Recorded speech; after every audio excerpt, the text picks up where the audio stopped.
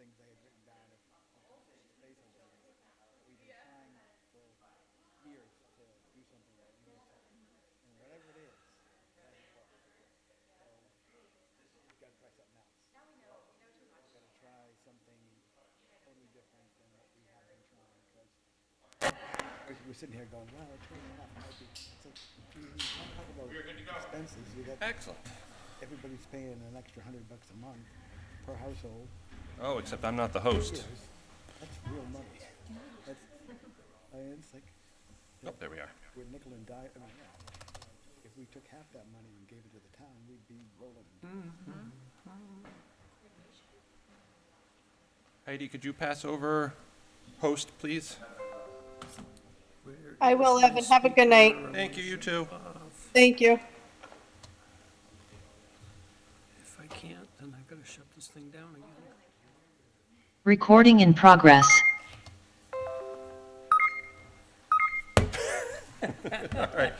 Good evening. It is 7:01 p.m. on Wednesday, February 21st, and I'm calling the Lunenburg Finance Committee to order.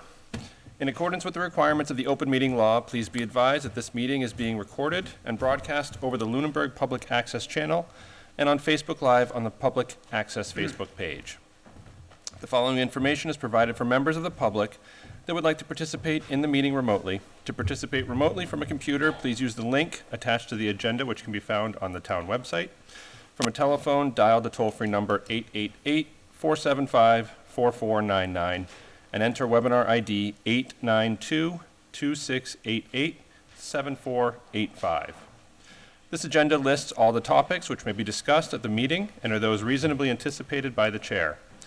Votes may be taken as a result of these discussions. Not all items listed may in fact be discussed, and other items not listed may also be brought up for discussion to the extent permitted by open meeting law. Would you please stand for the Pledge of Allegiance? Pledge allegiance to the flag of the United States of America and to the republic for which it stands, one nation, under God, indivisible, with liberty and justice for all. Are there any announcements from the committee this evening? All right. Is there any public comment from the committee this evening before we get started? I would like to make a brief comment, whereas I was silent last night. Go right ahead. I felt, and I anticipated that I would hear from the chair and Mr. Menard exactly what I heard from him, and I was feeling exactly the same way, so I didn't feel that it needed to be repeated a third time.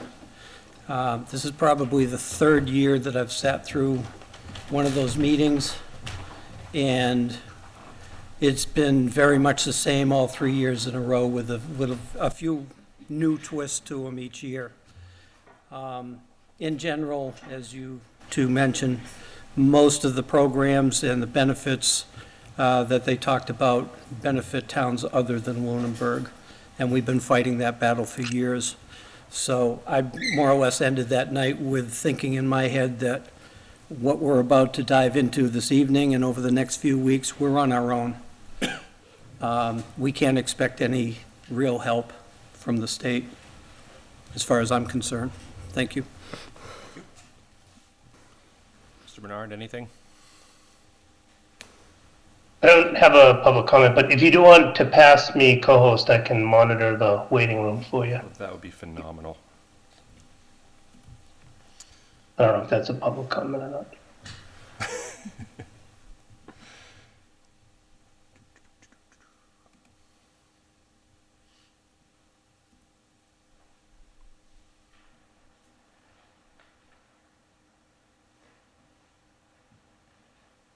All right, is there any public comment from the public this evening?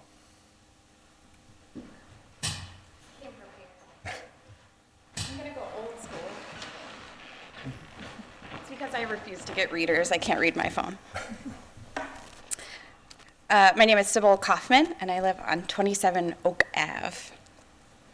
Thank you for the chance to publicly follow up on a message that I sent after this committee's meeting on February 8th.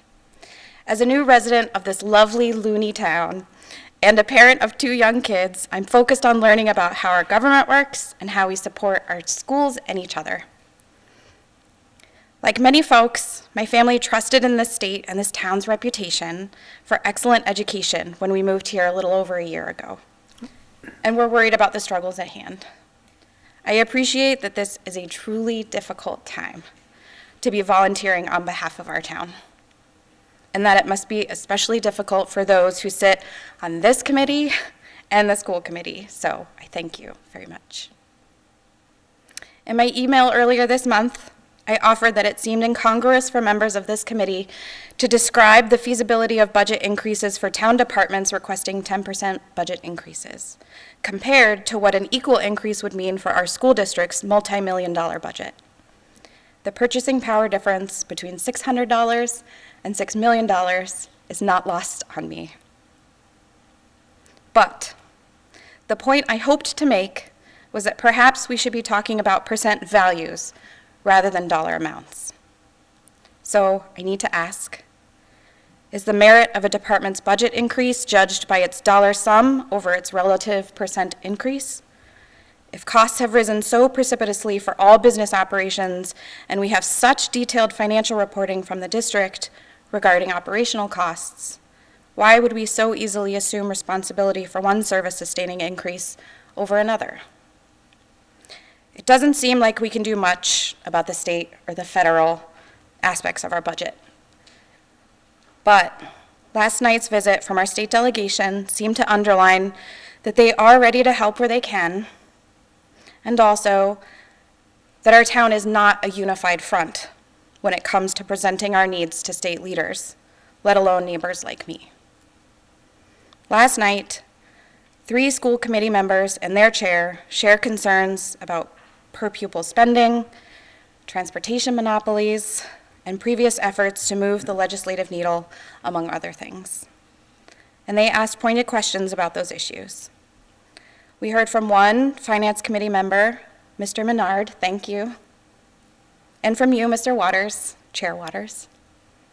You both reminded our delegation that our town is unique among their districts, and I appreciated that you advocated for us so passionately. However, I was confused by the disjointedness of the town's financial positioning statements and questions for the delegates. It was not lost on me that you, Mr. Waters, called out the delegates for non-responsiveness to their emails, while I did not receive a reply to my own email to every member of this committee until yesterday. Thank you, Mrs. Taveras. Mr. Waters, you told the delegates you didn't have time to submit your 10 questions to them. But if another committee presented 4 speakers, then I'm confused about how the time could not have been equally used to submit questions. And likewise, I was confused by Mr. Menard's impassioned statement at the close of the meeting. So I'd appreciate if you could clarify your positions later today. I believe most of us want a respectful, transparent dialogue and ultimately cooperative decision-making to give our town clear options on which we can vote. In reading the town manager's most recent budget proposal, I think it was posted today, I especially liked how she thanked all who participate in the process. It made a somber document into a statement of community solidarity. Last night, you asked our delegates to communicate clear action items, and I hope that's what this committee can do too. Help us, your neighbors, see the facts and all sides of opinion without animosity or unfounded suspicion. Show us how you're working to help, to cooperate, to uplift, and to infuse our town with positivity and confidence in the future. I think that's what most of us are looking for, and I truly believe you can help. Thank you. Thank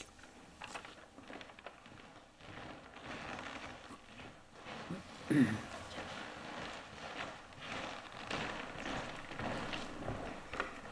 Hey, guys. I'm Laura Brzozowski, 21 Francis Ave. I'm on the school committee. I'm not speaking for the school committee. I'm here tonight because I am not happy with the town manager's proposed budget. The pain of rising costs and inflation is not shared equally among town departments. We're getting 2.94%. Thank you. I do appreciate that the town manager has worked to get us more than the typical 2.5%. I really do. I know that we're bound by Proposition 2.5 without an override. There's very little wiggle room when it comes to how much money we as a community have coming in. I understand that other departments have needs. I live in this town. I want us to have paved and plowed roads and police and fire. I live here. I understand that we have to balance the needs of every department. However, other departments are getting significantly larger rises. In this budget, the school department is the one to suffer. Other departments are adding staff and getting increases. We are planning on cutting our IT contracted hours in half to save money. The town side is more than doubling the hours of their IT administrative assistant. The budget adds positions to the assessor's office, while we are having discussions about cutting multiple teachers. The budget includes a $50,000 a year grant writer position that may have a return on investment. It seems odd that the town is discussing adding a non-essential experimental position at a time when the school is being forced to make drastic cuts. This has been a painful budget season. It's difficult to look at all the positions we're cutting. Even before COVID, the school district has been working hard and spending money to build a more robust system. We've put in great systems of support for our learners so we can meet students' needs at their level. Education has evolved a lot in the past 20 years, and Lunenburg has worked hard to get where we need to be. Over the past few years, the curriculum has evolved to building in systems of support for all learners and to focus on where the gaps are, especially in the lower grades where it is really important to identify potential issues before they snowball into larger issues, and to work to support students so they can shore up those important fundamental basics. It's a slow process. It's showing up in test scores grade by grade. It is working. These systems of support are invisible to most people. As a parent, they were invisible to me. I did not fully understand it. I think most parents don't see it because it's keeping small issues from becoming much larger issues. You don't see it when it's working. Here's the thing that matters to you guys. It's an efficient system. It's cheaper to keep a kid on grade level in kindergarten than it is to finally notice they're struggling in third grade and then have to work to make up the difference. There's other factors why it's important to keep a kid from struggling up through third grade or in elementary school and support them where they're at. But as the finance committee, I'm going to speak to you as that. It's cheaper in the long run to give the kids the support they need when they need it. The district spends less money by utilizing these multi-tiered systems of support. It saved Lunenburg money in the long run. Dismantling parts of these systems means it's going to cost us more money down the road later on. When we have the funds to build the systems back up, we've lost vital learning time.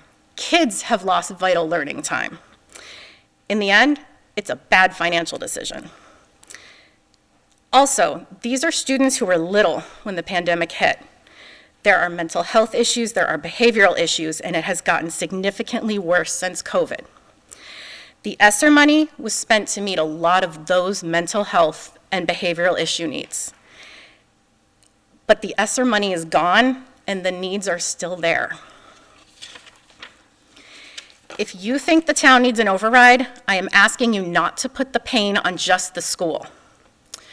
It's not fair. If the town needs an override because we need to raise taxes, then that needs to be a town-wide issue and not just a school issue.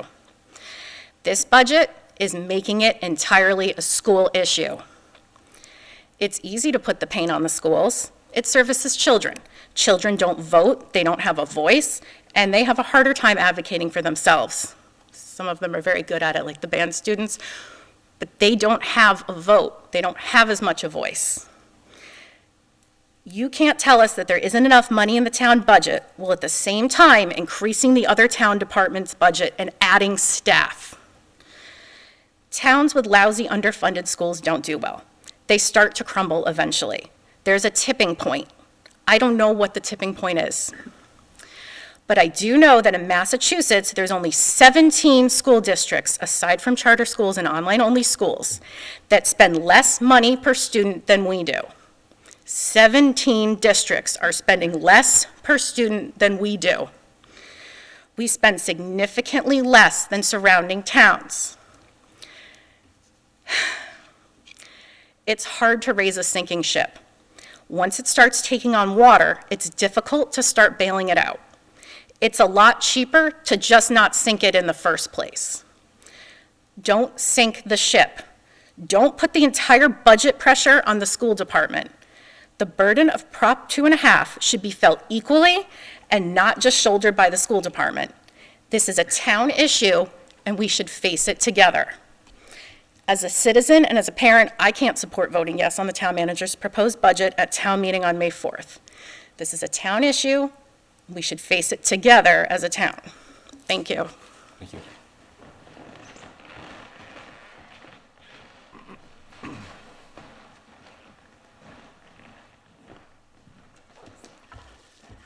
Good evening.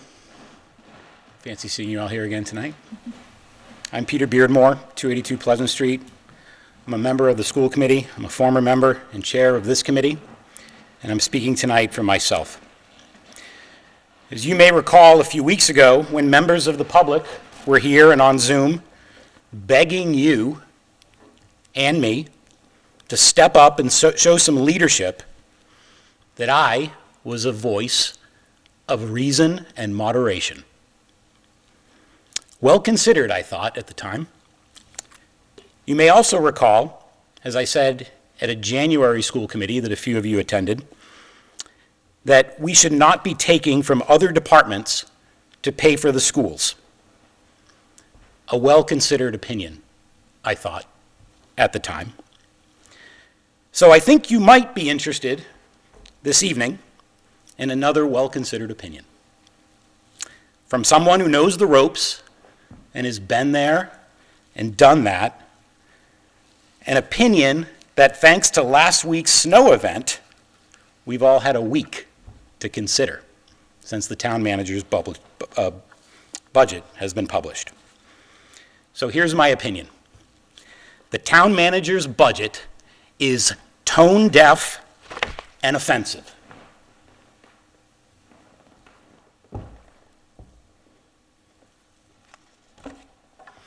And starting today, I am pledging my full intent to defeat this budget at town meeting. And perhaps then, the town's executive leadership, and they have clearly been asserting their executive leadership lately, can present a budget that will not be tone deaf and offensive to the voters who will have defeated it. Now, admittedly, there are a lot of questions to ask and to answer. I have dozens, both on the school budget, which is still being worked, and admittedly, that process has been frustrating, and on this budget. I have dozens of questions. But to borrow a term from last night, those questions are in the margins of both the school budget and the town budget. And they are impossible to pay attention to when what's in the middle of the page is tone deaf and offensive. So why am I offended? And why should the parents and the students who have attended meetings and written to all of us be offended? And why should you be offended? Let me share my back of the envelope school budget. The ESSER cuts are effectively 8 positions. We're also transferring funding for 4 part-time tutors. So let's do some round math, and we'll just, for tonight, we'll call it 10 FTEs. Let's take those off the table. We knew those cuts were coming, and now they're gone. To get to the 2.94% in the town manager's budget, I think, and my numbers are well informed, but not precise, I think right now we're looking at another 17 positions. Those are teachers, guidance counselors, at least one secretary, reading specialists, special ed, custodians, a maintenance worker, and a Title I coordinator. To not cut those additional 17 positions, I think we need about a 10% increase. And there's no way we're getting there. We're cutting a lot. And I am not here tonight to beg for more money. Our town manager is proposing expansion of services in police, 5.93%. We're hiring a new police lieutenant. DPW, 4.58%. We're adding $50K to pavement management to better the best roads in the Worcester County, on top of the Chapter 90 increases that we heard about last night. The library, expended hours. General government, 9.75%. Conservation, 32.2%. Technology, 8.58%. And don't get me wrong, I don't fault the department heads for advocating for their positions. That's their job. I fault the town manager for poor judgment and the select board for negligence.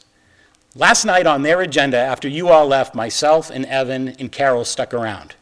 And when the budget came up on the agenda, the chair asked if there were any questions or comments about the budget, and there was not a peep. This is indeed, as a commenter said here a few weeks ago, a leadership problem. Well, my considered opinion is not in the margins. It's right at the heart of the problem. We're hiring police, we're buying asphalt, and we're firing teachers. This proposal is tone deaf and offensive. It should be dismissed immediately.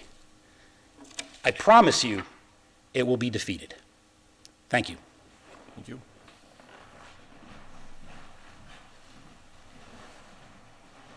Is there any other public comment from the public this evening? Hearing none. Would anyone like to address anything before we move along?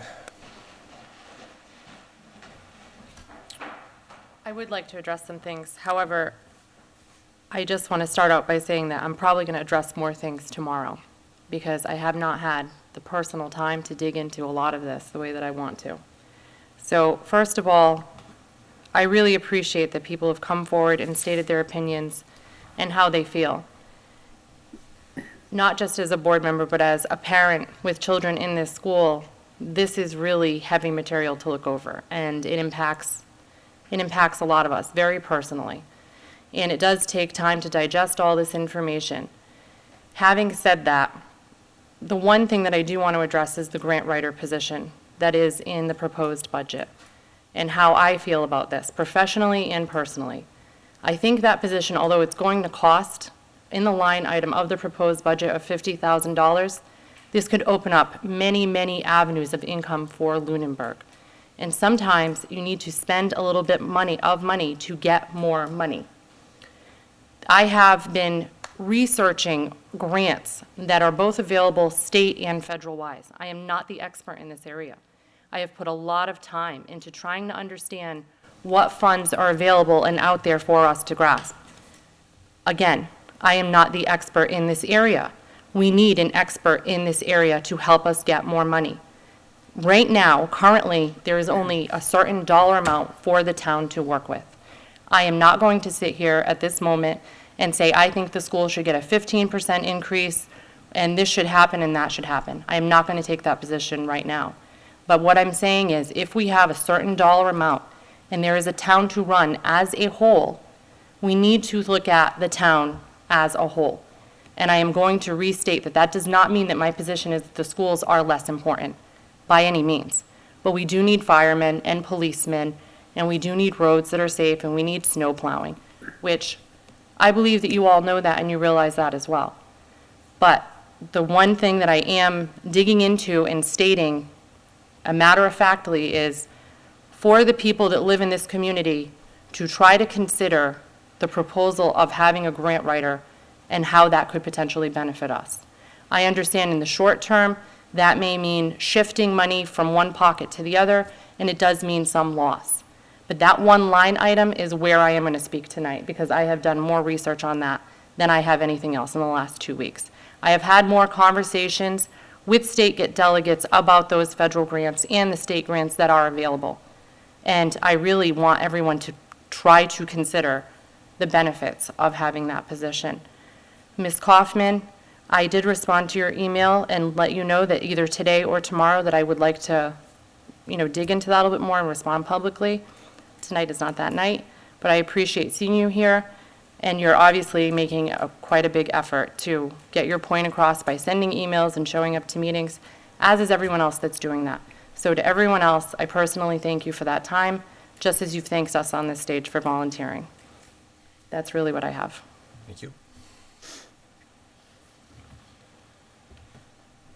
All right, so this evening is an initial look at the town manager's preliminary budget. It is not the end budget. It is a starting process for us to look at and make recommendations for the select board to look at and make recommendations for.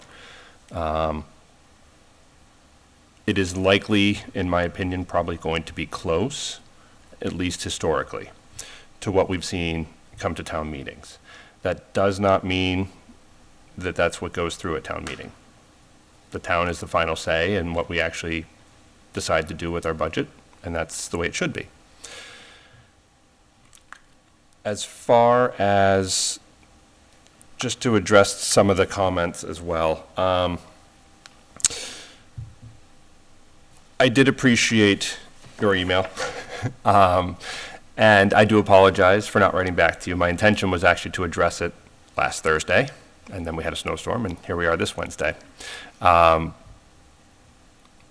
your points were extremely well made and well intended, I think, and substantive, and I appreciate them, and I think they will be considered as we kind of go through this entire process. It is our job to look at the budget. It's our job to read through the budget. It's our job to ask the questions of the town manager, of all the department heads, and find out exactly why we're asking the town to pay for X, Y, and Z.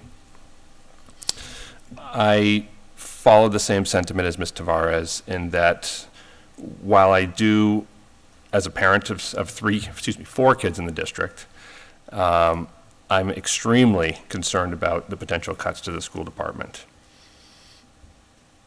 But there is still a town to run as well. What the solution for that is, I'm not sure yet. It's February 21st. We have a couple of months, a month and a half to figure it out. Actually 2.5 months to figure it out. It's not a lot of time, but it's certainly enough time to actually get through it, have the conversation. I'm encouraged by the fact that we have people in the audience. We have people on Zoom. This is the largest I think I've ever seen a preliminary budget of the town manager's presentation, and that's encouraging to me. Last year, we had a tax abatement and taxation issue that I think brought a whole different sect of the community forward and into the public spotlight and got involved. And some of them have remained involved, and I think that's critical. Here we are another year later, and we're looking at parents and teachers and people involved in the schools. And we're seeing the same thing. There's a groundswell of support from parents, and there's people getting involved. I encourage everyone that's here, whether it's digitally or virtually or in person, to stay involved. The process is transparent. It's meant to be transparent. I will do my best to get as much information out there as possible. It's loaded up onto the website pretty frequently at this point. But come to the meetings, ask questions. That's what the whole purpose of this process is. As far as an override, I'm on the fence. I'm of the position that we should fund our town. It's just the way that it should be. I don't expect the federal government to give us any money. I don't expect the state to give us any money. It sort of falls on our shoulders, and it comes down to, do we decide that we need to give the town more money? And whether that's for the schools or the town, I agree. It should not be a one versus the other. It should be unified up front. And it should be a town decision of, we need to expend extra levy so that we can continue our pavement management plan and continue having the best roads in the state, but also maintain our school support, system, which is exactly the reason why I moved here as well. I had a couple of choices, and I chose Lunenburg for exactly the schools. And I'm going to be very disappointed if by the time my kids, who are all in, well, middle school and under, by the time they're seniors, if the school system is falling apart. So I like the analogy of the sinking ship, so I do not want to see this ship sink as well, but I think it extends out to the town beyond just the schools. With that, let's move on to our town manager report. Do you have a report, or you just want to do it with the, I didn't think so. Okay. In that case, we have a finance director.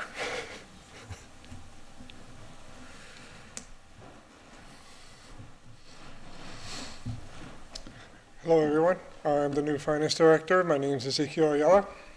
It's been 2 weeks now. Just willing to help out the community as much as possible. Have a long-standing history of public service, working in the public service realm, whether it's nonprofit or state, and I'm just hoping to contribute as much as possible. I really don't have a report to complete. It's been 2 weeks, but yeah, thank you for having me aboard. Thank you for Look forward to working with everybody. Absolutely. Thank you. Thank you. Thank you for being here. All right, moving through to old business. Some of this we're likely to skip over just so we can get into the meat of the meeting, but I do want to go through the town grant writer letter proposal that we have between two of our members. So Mr. Passios and I have been working on the grant writing letter, and we've done a lot of research on it, both individually and together, and we've spent some time on the phone discussing why this would benefit Lunenburg and the pros and cons. So we are putting that draft together. I am going to accept responsibility for that draft not being done yet. Again, I've had some things come up that were a little unexpected, so I did not get that draft to Mr. Passio so that we could review that before sharing it with the community. I'm hoping that by tomorrow night's meeting, we will be able to share that letter together. So I appreciate your patience on that. It is in the works, and it's just a little bit later than I expected. Thank you, Tiffany. Yeah, I think we're on track for it. I mean, last week we talked about presenting it on Thursday rather than Wednesday.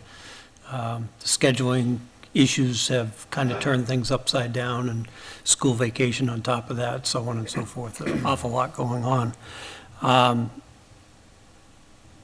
I agree with your comments earlier as to why we're bringing this forward, even in a very difficult budgeting year. The potential is there for many times over that $50,000 to be brought into the town.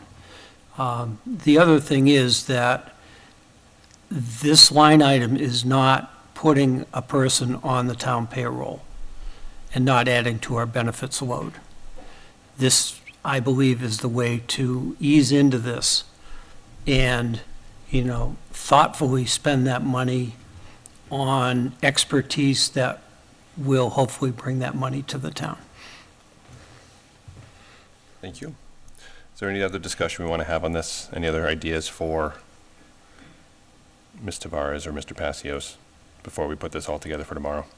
Yeah, definitely. If there's anything else you want mentioned in the letter, this is going to the Board of Selectmen probably next week or. Right. I'm hoping we can at least do a working meeting tomorrow and vote on it. I hope the same thing. Okay. I really do. And my goal is to get that draft finalized and out, you know, by 9 a.m. tomorrow. So it's very close, and I've probably thought a little bit more about it than I needed to, but I want to be thorough. And again, it does take, it's an expense. It takes money away right away to have this position. But the goal is to bring more money to the town and have this position pay for itself 10 times over. So that is the hope and the goal. I'll make one other just quick comment. The town manager mentioned, while our delegation was here, that one of the things that would be helpful is if they do something with legislation that allows administrative costs to be included in more grants that are out there. Many of them do not allow you to put in an administrative piece, and that would be extremely helpful. I agree. All right. FY25 budget update and discussion. I think I'm going to kick that one since we're getting the entire presentation this evening. The overlay account balance and general update. Do we have a number of what's currently sitting in the overlay account? Okay, that ballpark is sufficient. We were just wondering, and then we wanted to talk about a little bit about the Board of Assessors plan for the remaining funds that are in their account and coming back to the overlay account potentially. Evan, I can't hear. Nothing at all, Chris? I can't hear if anyone's talking, if town manager's talking. Oh, no, nothing yet. Oh, okay.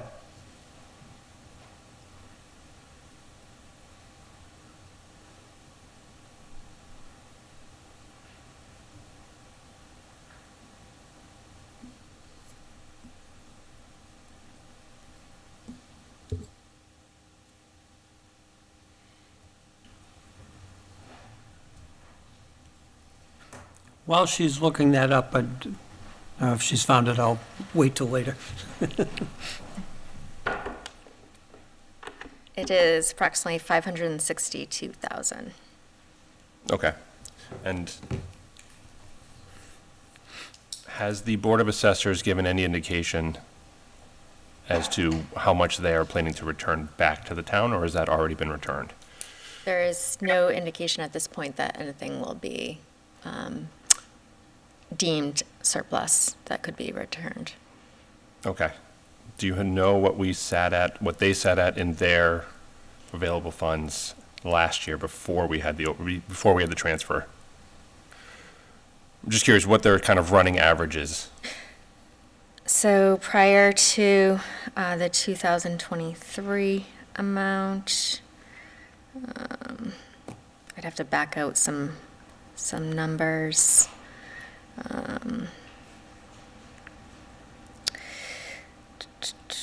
About 2 or 3 meetings ago, they had a whole spreadsheet set up with that breakdown, so we should be able to get it from the assessors. Yes, that was actually provided by me. Oh, okay. But Honestly, I didn't know where it came from. I just knew they had it. yes, so I can get that spreadsheet for you with the history of all the overlay abatement amounts and the balances. So it's a cumulative balance. The law used to be that you have to keep every abatement year separate, but at a point in time, that law changed, so all the years are combined into one overlay account. So even though you may have amounts that are reserved for 2018 for, say, I'm just making this up, ATB cases that year or outstanding taxes, it's combined into one account. And that's what's deemed by the DOR as far as the balance that's needed. And the Board of Assessors does not have any intention at this point to vote to move that money back into the town's control? Because that was my understanding at the time when we voted to give them, or to not to give them, but to appropriate the funds to the overlay account. That's because that, if there were excess amount available. So the amount of abatements that were issued in 2023, I believe the total is 1.6 million in all. So that includes the additional abatements that were the 432, I think there were abatements, plus a normal year's amount of abatements. Okay. But that still leaves about $500,000 sitting in the overlay account. Right, and they need to carry for any outstanding prior years as well as the coming year Okay. balance. Okay, I would be curious to see what that historical number is, because that's just, it would be nice to have additional money put back into the free cash where it was sitting before. And there's actually a calculation that DOR does that tells you what you should keep in your overlay account. And, Is it about um, $500,000? We're keeping in line with that. At the number that And- we're at currently? Right. Okay. And backing out, because I did speak with DOR about this anomaly year and whether that was going to be taken in consideration when doing the 5-year estimate. And they said that could be backed out and based on, your average number of overlay abatements in a year. Okay, so there is nothing effectively to move over? Correct. Okay. That was my hope, was that we would have something we can move over. It'd be nice to have a couple $100,000 to move back to free cash. Mr. Chair, if I may, Heather, please correct me if I say this wrong. During that conversation that they had, when they decided to go for the 120, they were kind of up and down. There were one member looking for much more than that, and a couple other members pushing back and saying that maybe it should be less than 120. But the reasonings that they came up with and found a consensus at the 120, another driving factor is the fact that we are about to see the numbers on a 5-year reassessment, and they're expecting that will create a bump in abatements. So to strip that account down to bare minimum, although there's two ways to look at it: strip it down to a bare minimum, and then later in the year, we supplement it like we did this year, or budget it where an educated number says you need to be, and go forward from there. When we put the 1.5 or $1.6 million in, there was also the conversation that if the assessors did not turn money back to the town, and the town felt that they should have, and this is where you're going to need to correct me because I'm not sure of the process. The option I understood was that the town does not fund additional funds for that account for 1, 2, or 3 years to get it down where the town thinks it should be. And I understand that you're required to, by DOR, to have a certain amount, so there could be some friction there. Actually, so the assessors have the ability to raise that amount on the recap when that's submitted. So that's not a town meeting appropriation or a decision by the select board or another board. The assessors have that exclusive right to raise that on the recap directly. But where do those funds come from if they decide they want $500,000 more? Well, that's why you enter the budget process and you come to a consensus of what that estimate should be, and that you go into that budget year with that estimate. That's why we go through that whole exercise as part of the budget. Okay, Okay, thank you. You're welcome. thank you. Any other questions on this? All right, so we move into the preliminary budget. Pull up the slides.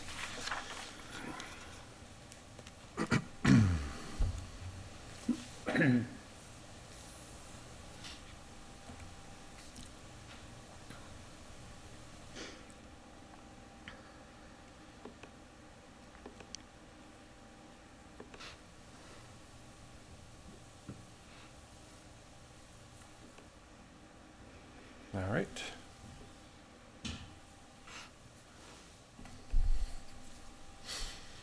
All right. Give me a second. All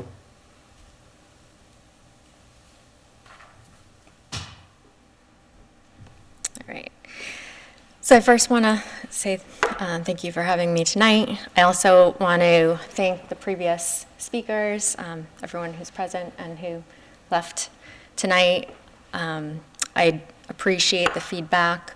I do. I think the budget is a collaborative process.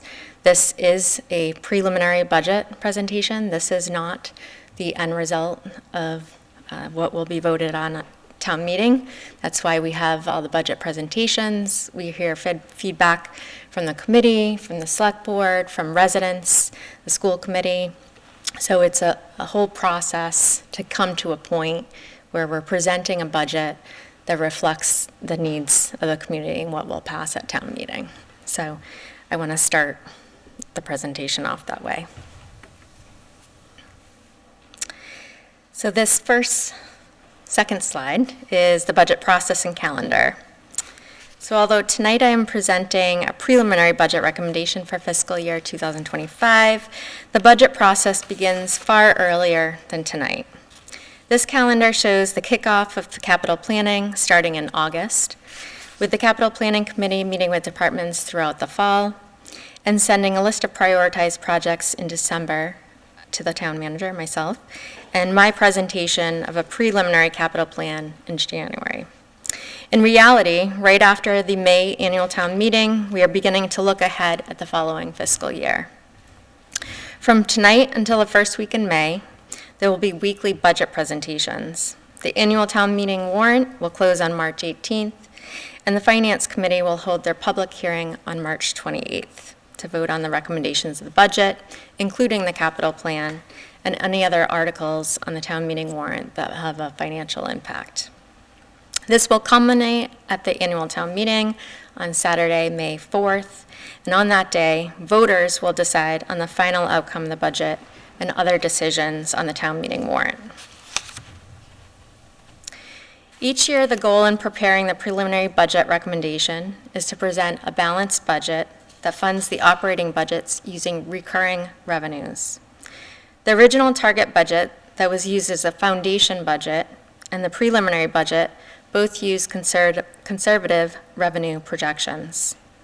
This budget does not accomplish or meet the needs of all the town or school departments due to loss of state aid and the loss of ESSER funding that has supplemented the school budget for the last few years.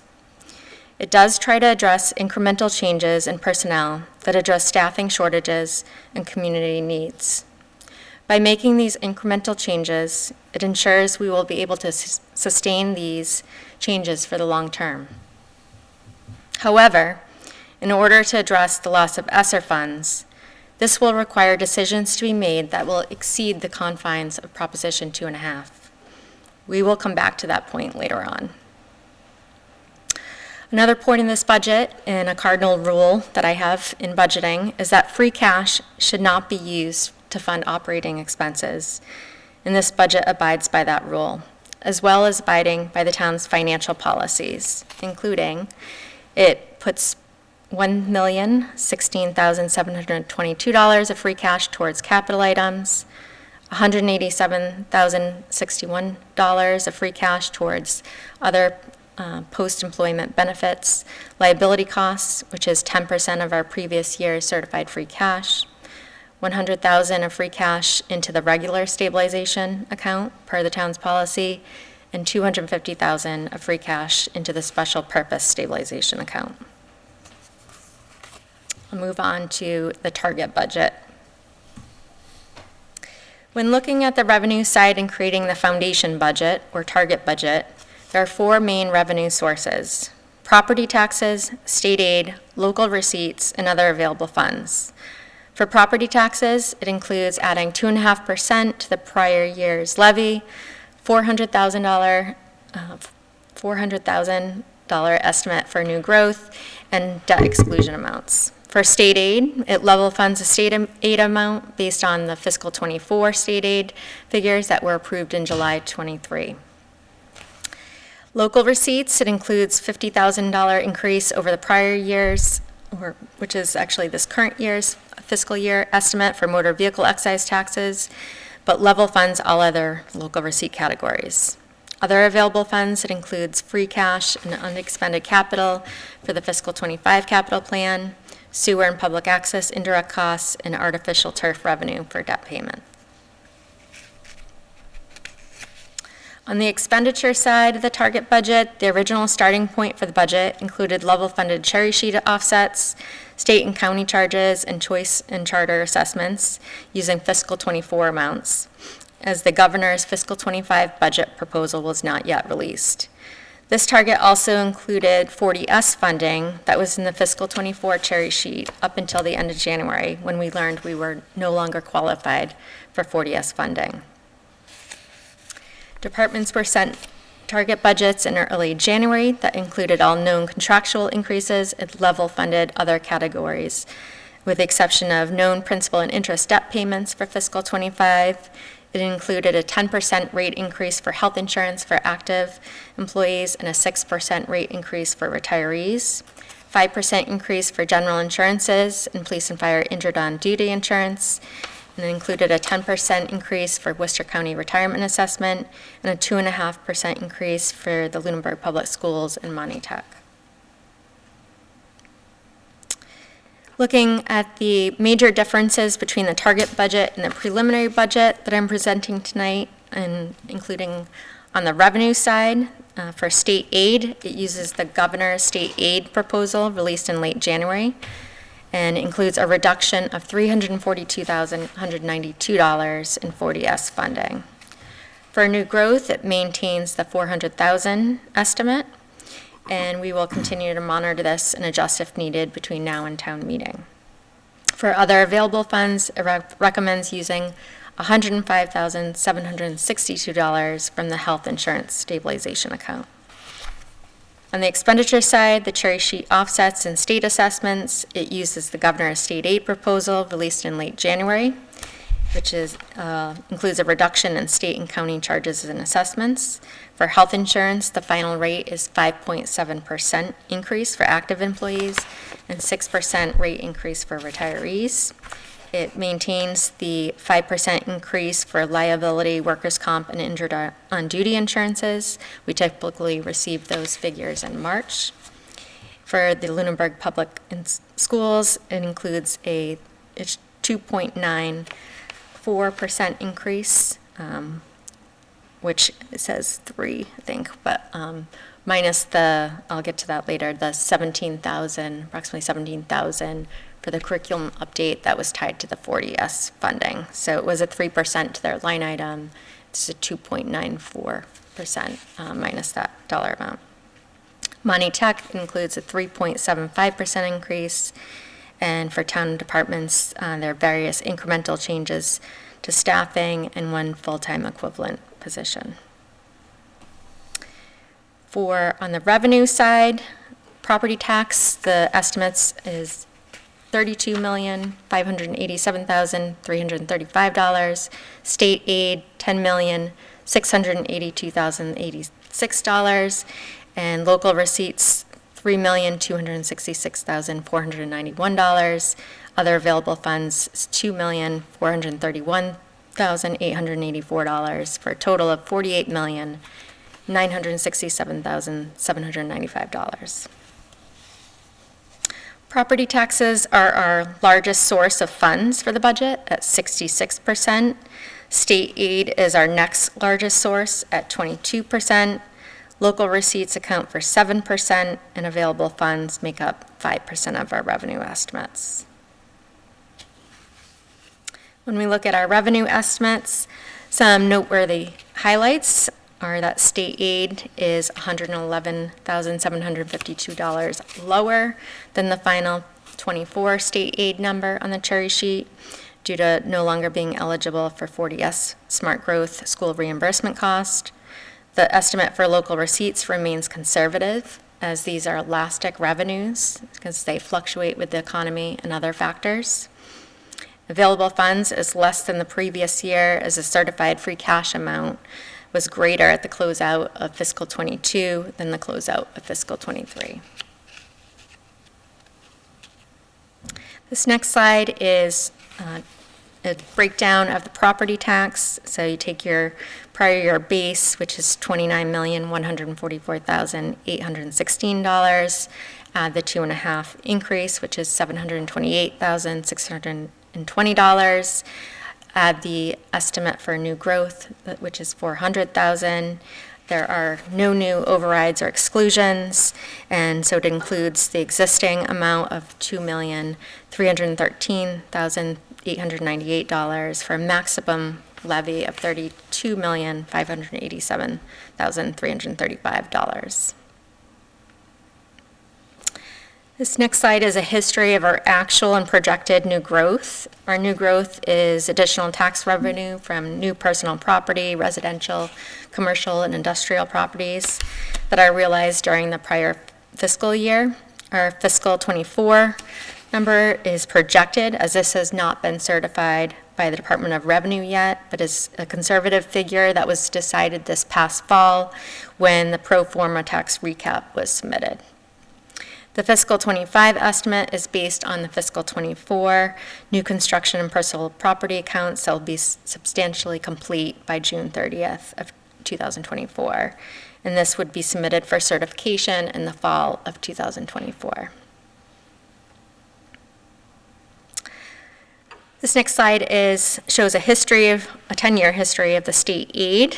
And as previously indicated, state aid is decreasing in our cherry sheet for the next year with a loss of 40S funding that we no longer qualified for mid-year this year due to the formula. Chapter 70 is increasing by 1.56% in unrestricted government aid, which is another major category for towns, is increasing by 3% in the governor's proposal.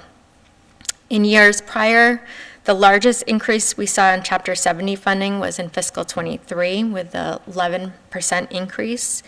That same year, unrestricted government aid increased by 5%.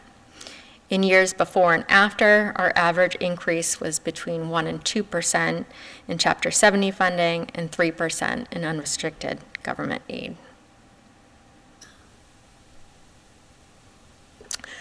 For local receipts, as I stated earlier, the local receipts estimate includes a $50,000 increase over the current estimate, which is a 1.51% increase. And this category includes motor vehicle excise tax, licenses, permits, fees, fines, investment income. They're elastic, as I said prior, very dependent on the economy and other factors. And we historically have used conservative estimates, and this helps us assist funding our stabilization account, building up our reserves, and depositing also into our OPEB trust fund, which is a liability of the town. All these strengthen the town's financial position, and in the future, if the town needs to borrow funding, these are all factors that bond rating agencies consider when looking at the town's reserves and how we're addressing our liabilities. This next slide is showing fiscal '22 and fiscal '23 actual receipts for local receipts and the estimated receipts for the current fiscal year and fiscal '25. Fiscal '25 includes that $50,000 increase over fiscal '24. And that is added to the category of motor vehicle excise taxes.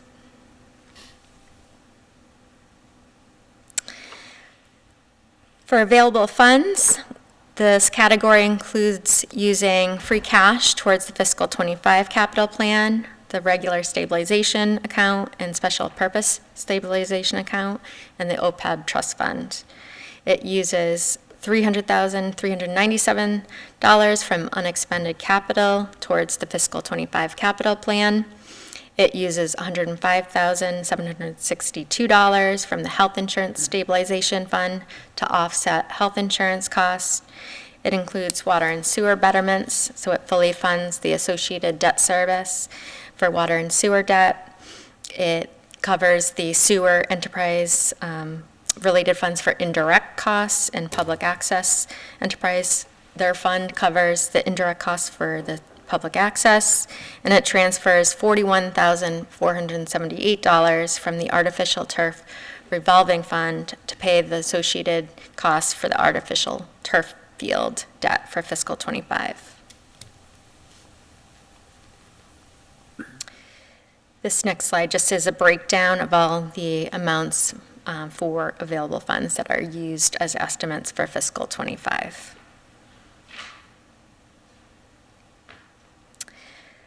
Moving on to expenditures. So this slide is one I use every year. The expenditures are a reflection of the cost of providing a level of services to residents of all ages in our community to visitors traveling or doing business in Lunenburg, and maintaining or improving our assets. As a town, we provide services to students, we provide health and human services to seniors and veterans, recreational services, and public safety to all. The balance is to provide the best service possible given the available resources, maintain our assets, and plan for the future by putting funding into reserves. Expenditures are divided into the following categories: departments, non-appropriated costs, which include cherry sheet offset charges, allowance for abatements, tax title, and the retirement assessment amount; the sewer enterprise fund, the water enterprise fund, the solid waste disposal enterprise fund, cable access enterprise fund, and other warrant articles with a financial impact, including transfers into the stabilization accounts, OPEB trust fund, and capital plan. So I'll review some of the recommended budget per departments, the first being general government. General government recommendation includes funds to increase the hours for the IT administrative assistant, includes adding a part-time position in the assessor's department to assist with data collection. This would be a non-benefited position, and includes $50,000 for grant writing contracted services. So this would not be a position within the town, it would be contracted services. And part of the reason for that is there's maybe different specialties that you could use that line for different agencies that specialize in different type of grants. For the police department, includes funding for an operations lieutenant for a half year, as that is part of the 10-year staffing plan that was looking to resume. It was put on pause last year due to the tax abatement issue. And other contractual expenses. It decreases the lockup expenses, and there's an overall increase of $129,000. For the fire department, it funds an increase in costs for the EMS supplies and equipment line due to increased call volume, an increase in IT software specific to the fire department for an overall increase of $36,000.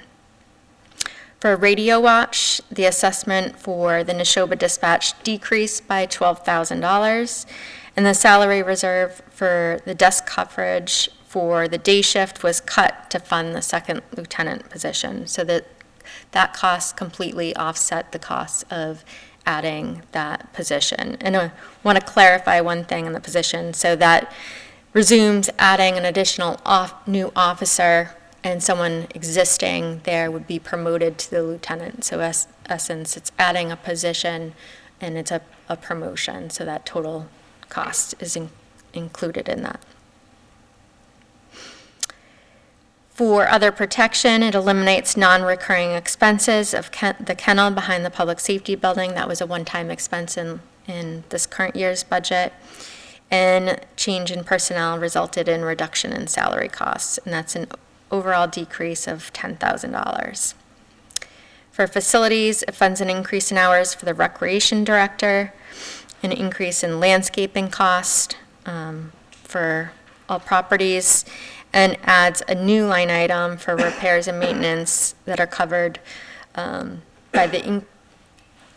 that are not covered by incoming revenue for the TCP building. So the original request was for $50,000 for that building due to some failing systems that are continually need to be maintained at this point in the life that's over its lifespan of that building.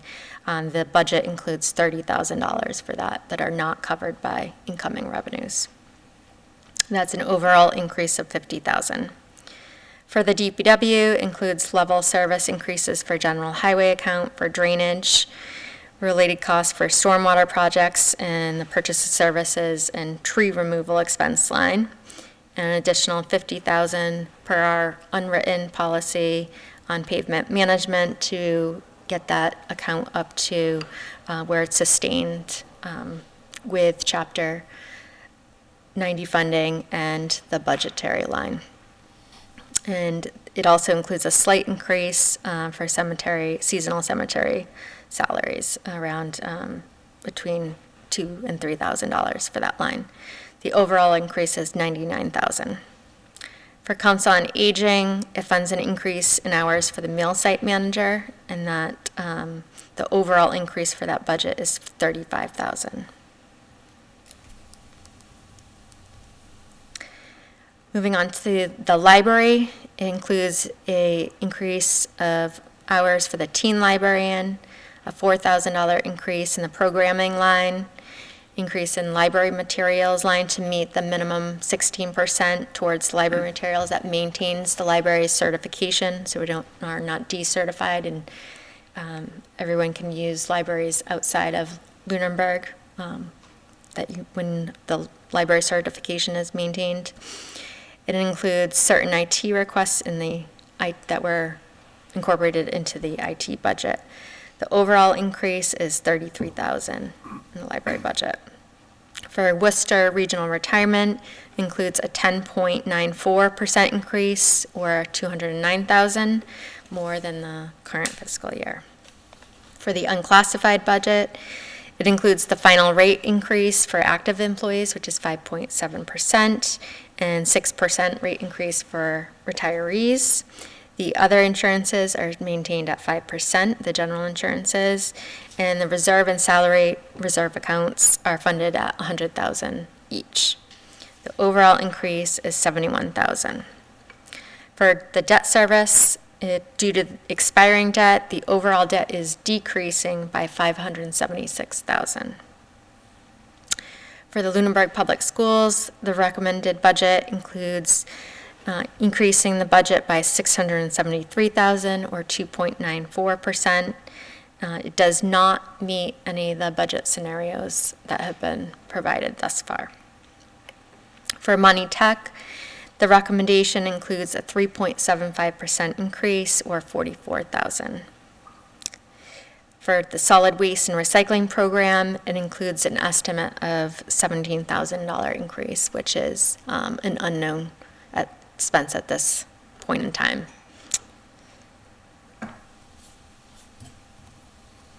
So this next slide is a breakdown showing the final budgets for those categories for fiscal '24 and the preliminary recommendation numbers, as well as the dollar increase over the prior year and percent increase.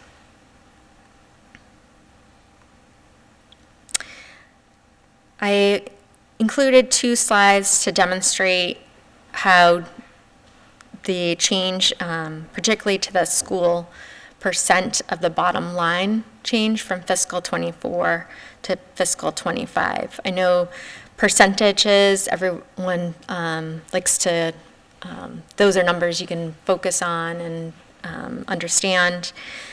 This slide shows that the percentage of the overall total budget of all the categories of the prior slide. So for example, 51% of the overall total of the fiscal '24 budget, which was $44,827,528, was spent on Lunenburg Public Schools. That does not include Money Tech. So 51% of that total was spent on Lunenburg Public Schools. This next slide shows that 52% of the recommended budget, which is right now $45,773,298, is dedicated to the schools. So I do want to point out this percentage does not include everything. It just includes that appropriation line for the school. There are other related costs, such as school retiree health insurance, Worcester County retirement for schools, administrative costs, general insurance costs that are split out, that are all reported for end of school year spending and total local appropriations for schools. This next slide is the debt service. Shows the total debt service as well as the amount that's outside Proposition 2.5 and the amount towards the sewer debt, the water debt, We have $4.20 left for an old MSBA project. So the total appropriation for debt service is $2,941,322. But as this slide demonstrates, a significant amount of that is outside Proposition 2.5 and covered by enterprise accounts. This next slide, I'm sure you're familiar with. This is a snapshot, a 5-year snapshot, showing the breakdown of general fund debt and exempt debt, non-exempt debt, and the thresholds. And that is something we can come back to and discuss more as far as our debt has been declining, and we haven't been taking on new debt at this point in time. There are projects in the works that everybody, we've discussed a lot, Turkey Hill Elementary School, the municipal buildings. So those projects are forthcoming. We know that at some point in time, we will need to take on debt, whether it be exempt or non-exempt debt.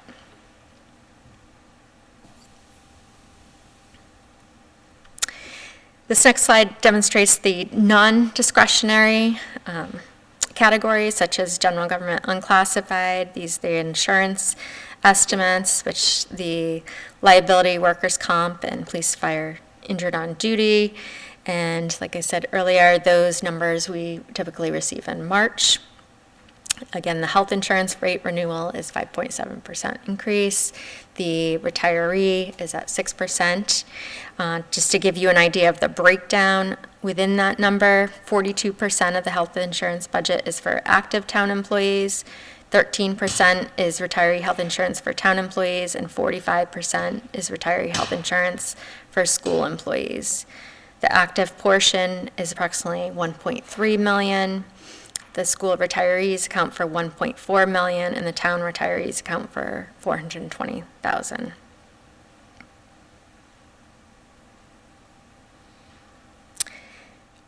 This slide is shows our membership and the breakdown for the Worcester County Retirement Assessment. We get a early prepayment discount, which we take advantage of every year, so that's calculated into what's included in the preliminary budget presentation.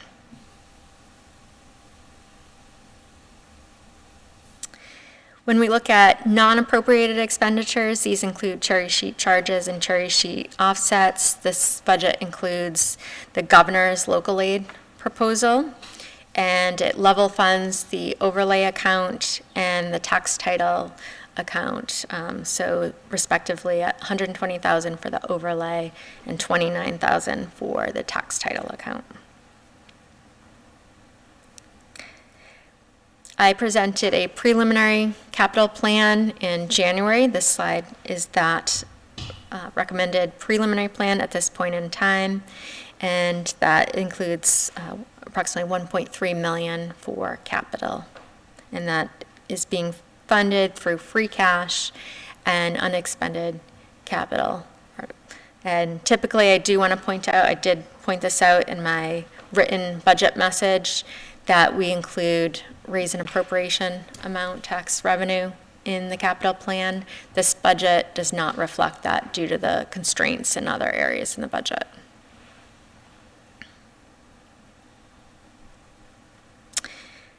For education, including the Lunenburg Public Schools and Monty Tech, I wanted to go back to something I said at the very beginning of the presentation.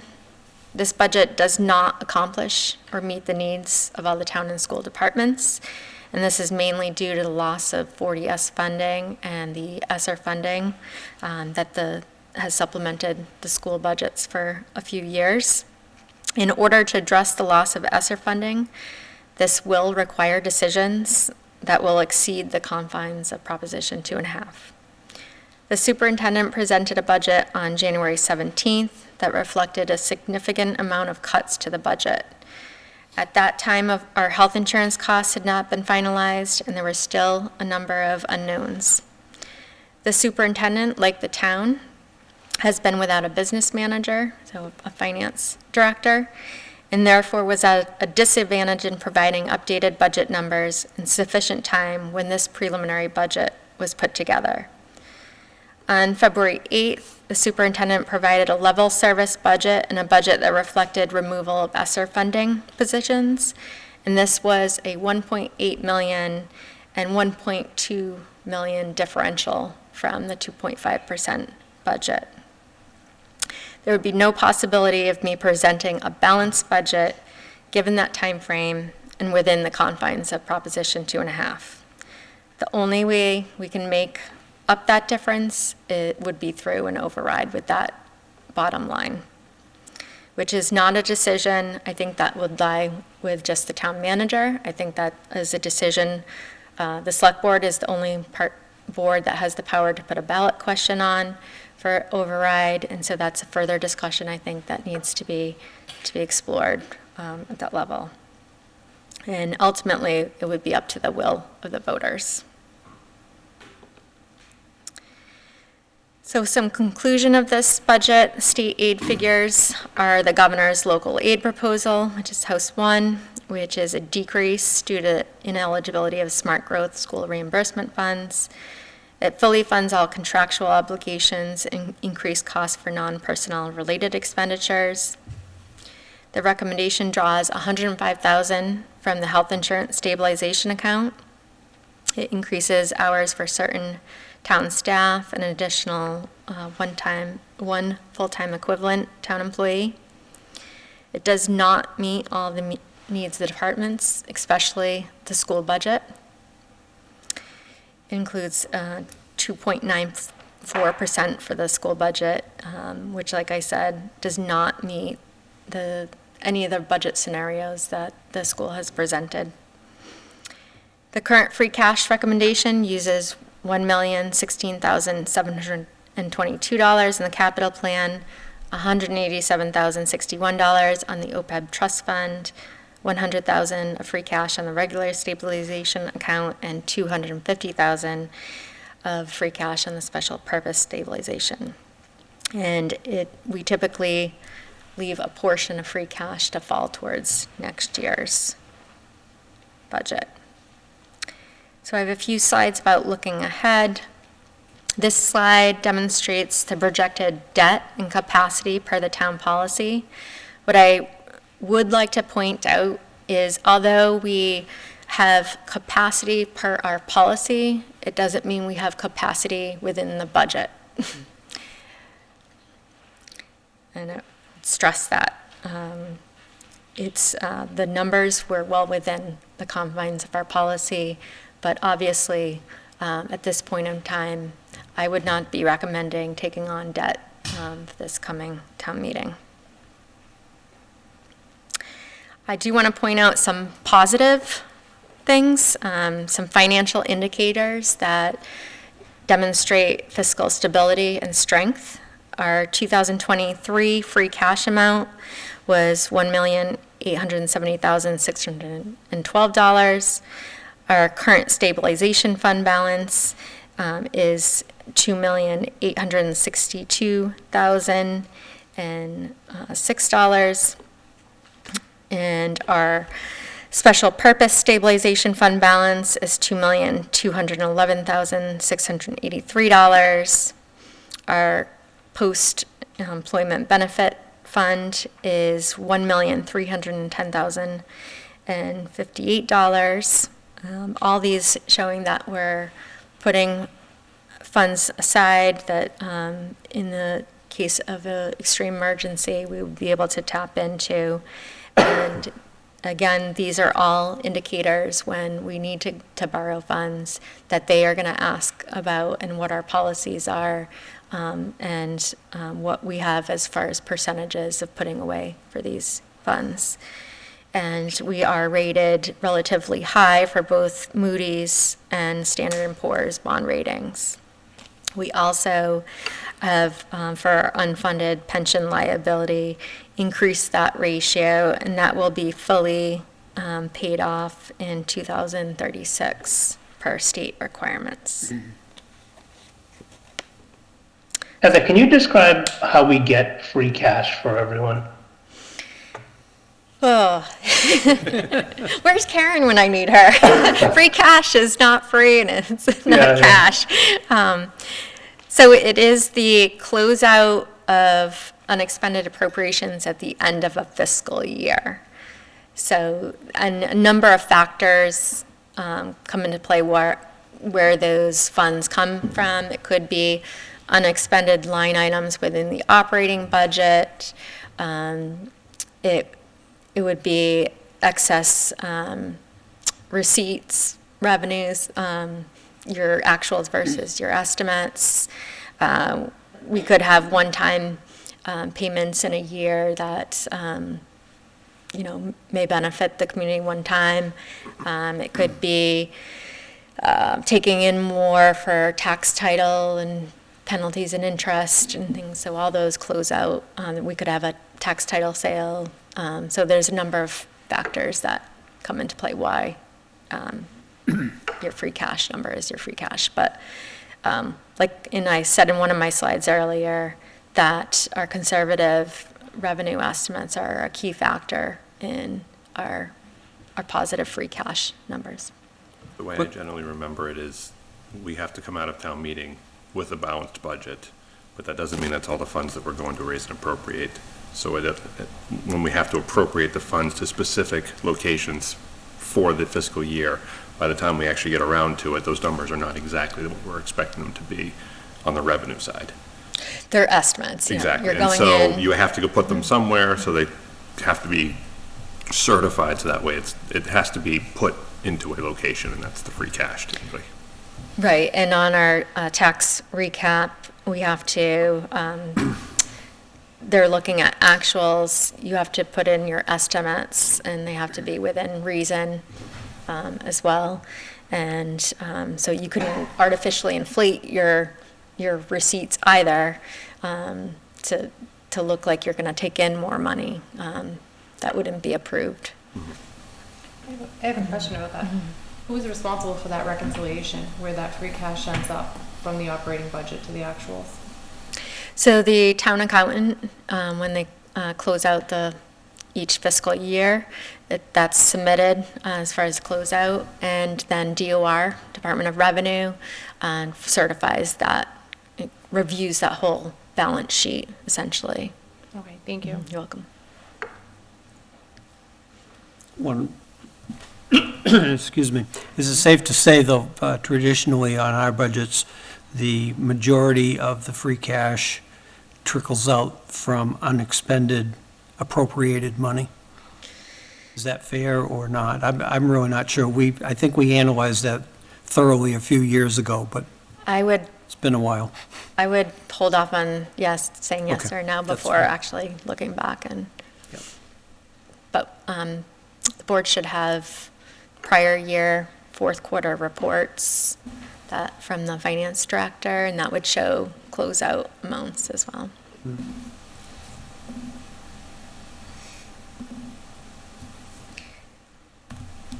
So I only had a couple of slides left, and it's really just to recap the budget calendar that departments will start tomorrow night and present more in-depth review of each of their department's requests.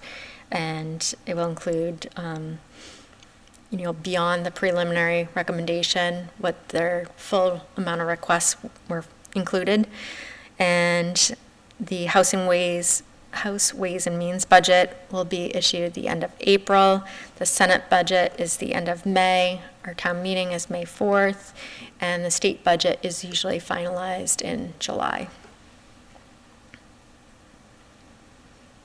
And at that, I'll open up for any questions, additional questions. I have a question. I've never really been sure about what Monty Tech and the town of Lunenburg has with one another. So we're increasing the budget for Monty Tech, but I don't really understand the budget, period, for Monty Tech. So if you could kind of help me understand that, and other people in the town, I know, I've had other fellow parents go, why is Monty Tech a line item? So we have students from Lunenburg. We're a member of Monty Tech is a regional technical school, so our assessment, and it's different than the, within the town budget, the Lunenburg Public Schools budget, is their school committee votes on the assessment amounts they're issued. Each town has the ability to approve that or not approve that. Obviously, at town meeting, it would take a majority to not approve those assessment amounts, to go back to the school committee to revote a different budget. So that's where those numbers come from. It's an assessment amount based on the students enrolled from Lunenburg at Monty Tech. And I wouldn't be able to explain the full calculation of that. I would defer to the business manager and the superintendent from Monty Tech for that. Okay, is that something, I know there are school committee members here, is that something the school committee could also answer in questions? I don't mean right this moment, but. No. I would hope that they will come here and present. They will on the be here schedule. on March 20th. And Right. they do a fantastic job at explaining how. Peter, can you speak to the microphone?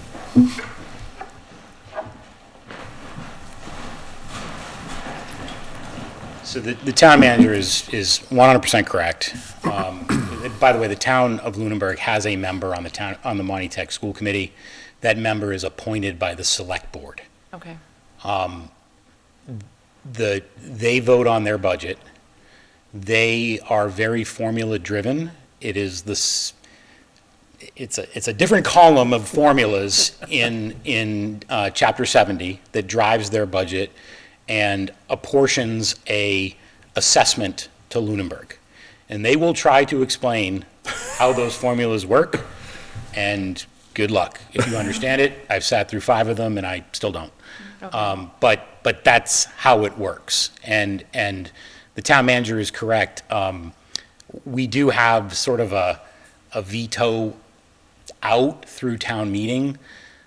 The problem is that the way Monty Tech's district is built, we are one of I want to say like 17 member or 15 member, a voting apportionment, which includes larger districts that are funded better than us and do not, the formulas are not as disadvantageous to them as they are for Lunenburg. And it's back to those same formulas that I spoke about last night that the state has imposed on us. Okay, thank you, I appreciate that. I don't mean to jump ahead, March 20th for me, that's very far away.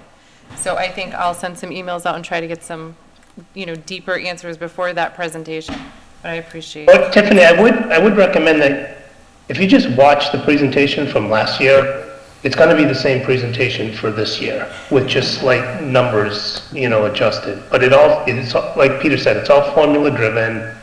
It will be another indication of where Lunenburg gets a non-fair share, depending upon your perspective, I guess, to other towns. But, just go back a year and you can look on YouTube and watch the presentation. Thank you. I did not even think about it being a recorded video, so And I their will go to that first, and if I have follow-up questions, then I'll.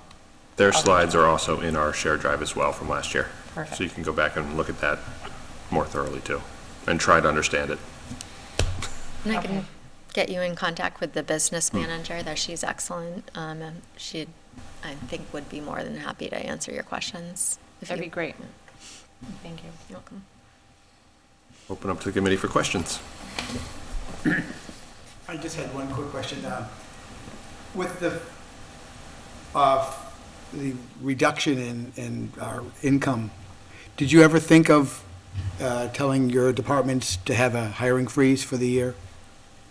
For the 342,000, Well, just in general, year? because of we look at our bottom, money is fungible.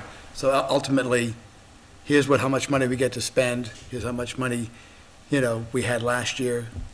Maybe we should have a hiring freeze. Did that ever cross your mind? Did you ever think about that?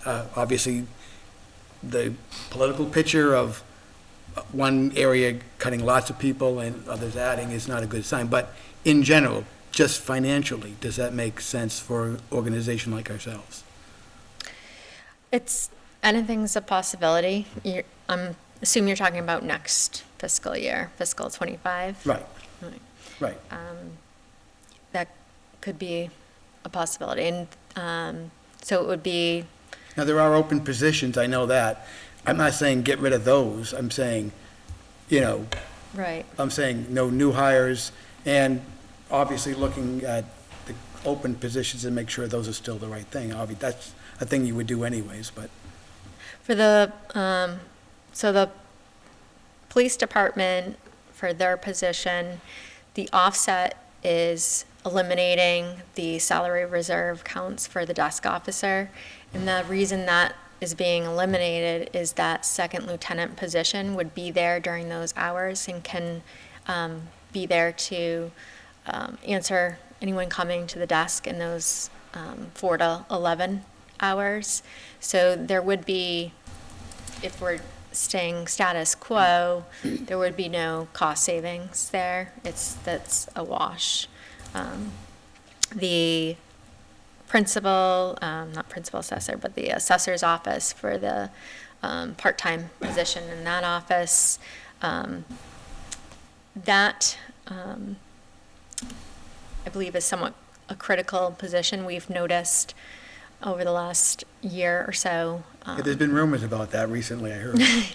That needed some, no, but that's a good response. I do, these things are thought about. These things are not just, well, let's just do what, is the easiest road. There is thought behind all these different things. Yes. We haven't got to see the individual budgets and talk to the individual people, but that's coming up, and as we saw, to me, that's often where we can ask much more detailed questions to find out, does this make sense or not? But I'm glad that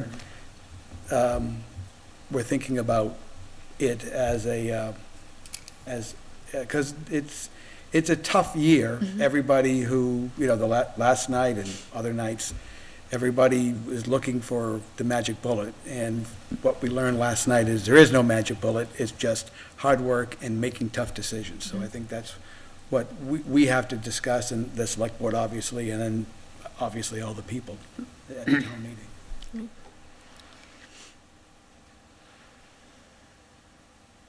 Yeah, so I also look forward to hearing the individual presentations. We're going to have to ask the difficult questions as we go through that.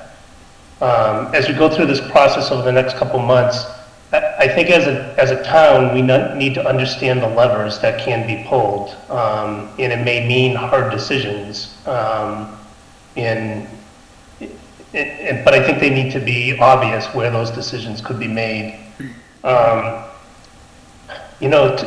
To last night, I think the state has these high aspirational dreams, but state money is our money. I pay a lot of money in state taxes, more than I do in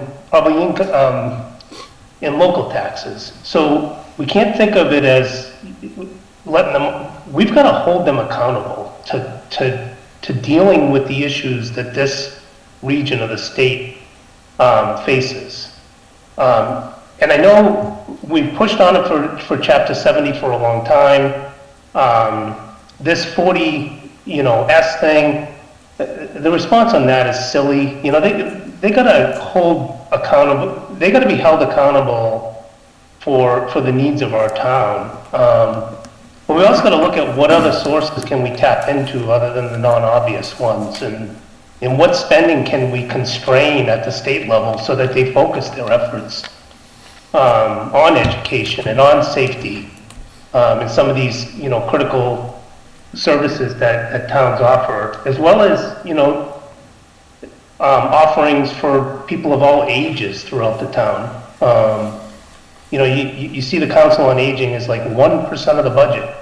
Yet for many, that's the thing that stands out the most for them in the town. So this is going to be a difficult process. And I guess, again, what are those levers that we might be able to, to trade off as we lead into, March and April in hearings and finalizing budgets? Mr. Passios? Yep, I've got two notes here that I jotted down during the presentation. First of all, just a clarification on the unused capital. Is any of that money a complete project that was dropped off of previous years? One is for the public safety building carport project. Okay. It was a complete project. Yeah, okay. That's there always was- concerned me, and many of the folks on capital planning have always been concerned that, you know, we tie up money for projects, and that was a fairly decent number of dollars, and then all of a sudden, oh, a year later or a year and a half later, oh, we're not going to do that. And we've tied up that money for a year and a half, 2 years. If I can just respond. Yeah, go ahead. We put that project out to bid twice, and both times, what we received for bids far exceeded the appropriation. Okay, so it was- Priorities were, Yeah. reviewed The and. priority shifted because of the dollar amount more than anything. Okay, I'll leave that alone. We were sent an explanation of the meal site manager changes proposed. Quick question for you first. The $35,000 number you gave us, does that include benefits? No, so, Because the way it's configured right now, that becomes a benefited position. correct. So out of that 35,000, 6,173, I think, is attributed to salary for the increased hours for that position. The health insurance amount is 22,210. That's the number we budget for without knowing. We use a family plan number for health insurance. Okay, so that's 28,000 plus or minus. Right, the health insurance number would be in the health insurance line, not the Council on Aging Okay. budget. The only comment I'd like to make and have it considered is that reading the description of what this person's doing, in my mind immediately went to, this should be split into two unbenefited positions, because this person's wearing 4 hats, including a cook, a scheduler, and I don't remember the other duties. But it just seems like it doesn't make sense for one person to be doing all of those jobs and us bumping it up to a benefited position where, in my eyes, it really should, if I was a manager of an operation like that, I would split that into two. There are two, there's an assistant meal site manager and a meal site manager, both right now are part-time positions. Okay, so then we talk about a third part-time, if that makes sense. I think that's a question best answered by the Council on Aging Director. That's fine. I just wanted to get it I out could in give words my and own, see how it sounds. My own opinion, but I think she would be best to answer that. Okay. I did have the smart growth thing down, but that's, I don't know what we do with that. I know you're not planning on budgeting it for next year. Do you foresee a way? That would be a bonus payment that could hit free cash at the end of next year. if we What were they do that. talking about last night about that? I couldn't follow that. So the way the formula works, because of revenue that's from that district, that's from excise and property tax, and the Chapter 70 amounts that are attributed to children from within that district, and they're based on the year that we received more Chapter 70 funding, that fiscal '23 bump that we received. That made us ineligible because our revenue from residents within that district exceeded the per pupil cost of, Another formula issue. right, a formula issue. So were they talking about making changes to it so that we would qualify next year? Or were they obviously they don't have they're trying to get changes made, obviously, if they do. But was that what they were talking about? So that is some of the discussion that I've had, excuse me, with Sean Cronin from the Division of Local Services. is they recognize that that's an issue for a town when it's a reimbursement program with a number within your cherry sheet that you're dependent on, that you've built your budget around, that losing those funds mid-year, especially an amount like that, it's not a small number like 10 or 20,000, it's almost 350,000 that we'd had to absorb, is a serious issue, and that should be something that the legislature takes up and maybe removing it from the cherry sheet or changing the program. Now, getting that bump in Chapter 70 is one of the pieces that bumped us out of the smart growth. So Ironically. they gave us some money here, big fanfare, more Chapter 70 money, and, oh gee, that bumps you out of this year. Now you're too rich. Right. We gave you too much money. We're giving it here, but we're taking it back here. So yes, I wouldn't plan on budgeting anything for that for next year, even though, because we're no longer a minimum aid community, we'll likely be eligible. That dollar amount, I wouldn't be able to project right now, but. And that just basically becomes unanticipated revenue and rolls. Right. One other question, I'm on the municipal building committee, and so we've been talking about this building and Ritter and others. Your thought was that we probably shouldn't be getting any more debt for the next few years. You wouldn't be supporting or. At this town meeting. This time, right. Yeah. Obviously, revenues can change and things like that, but you don't think we have the financial capacity to take on additional debt? Even though our ratios might be fine, it's still not a good thing to do. Right. According to our financial policies and our debt capacity, we have the capacity per our policy, just not within our operating budget, because that's going to be a cost that has to go within the operating budget to pay principal and interest. We saw it was 100, I can't remember, a reduction in our debt service by 100 and something thousand, whatever that number was. Overall, 579,000. It was, yeah, and if we had an increase, we'd be pulling our hair out here. Right, but most of that 579,000 is sewer enterprise-related debt, so that's already offset in the budget by the sewer enterprise, and also it's debt excluded amounts. But when is the primary, what's the next big item to fall off the debt? The one that fell off in this budget was the elementary and secondary heating system, I believe. Okay. That was exempt debt. I'd have to look about the next drop-off. As long as we're not still paying for a parking lot from the old high school. We had a few years of that. The building was already down and we were still paying on a bond bill.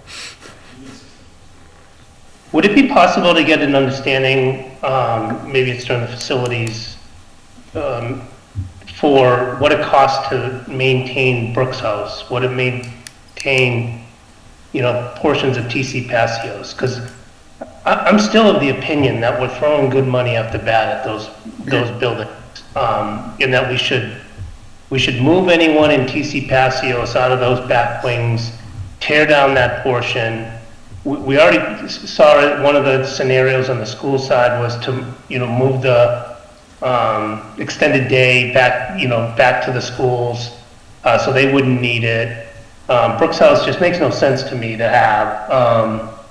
And then, maybe change capital this year to removing those buildings and eliminating the operating costs associated with that.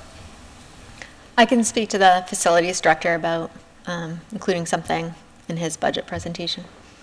Okay, and the other one, facilities related, and DPW, I've talked about this before, and, superintendent's on the line here.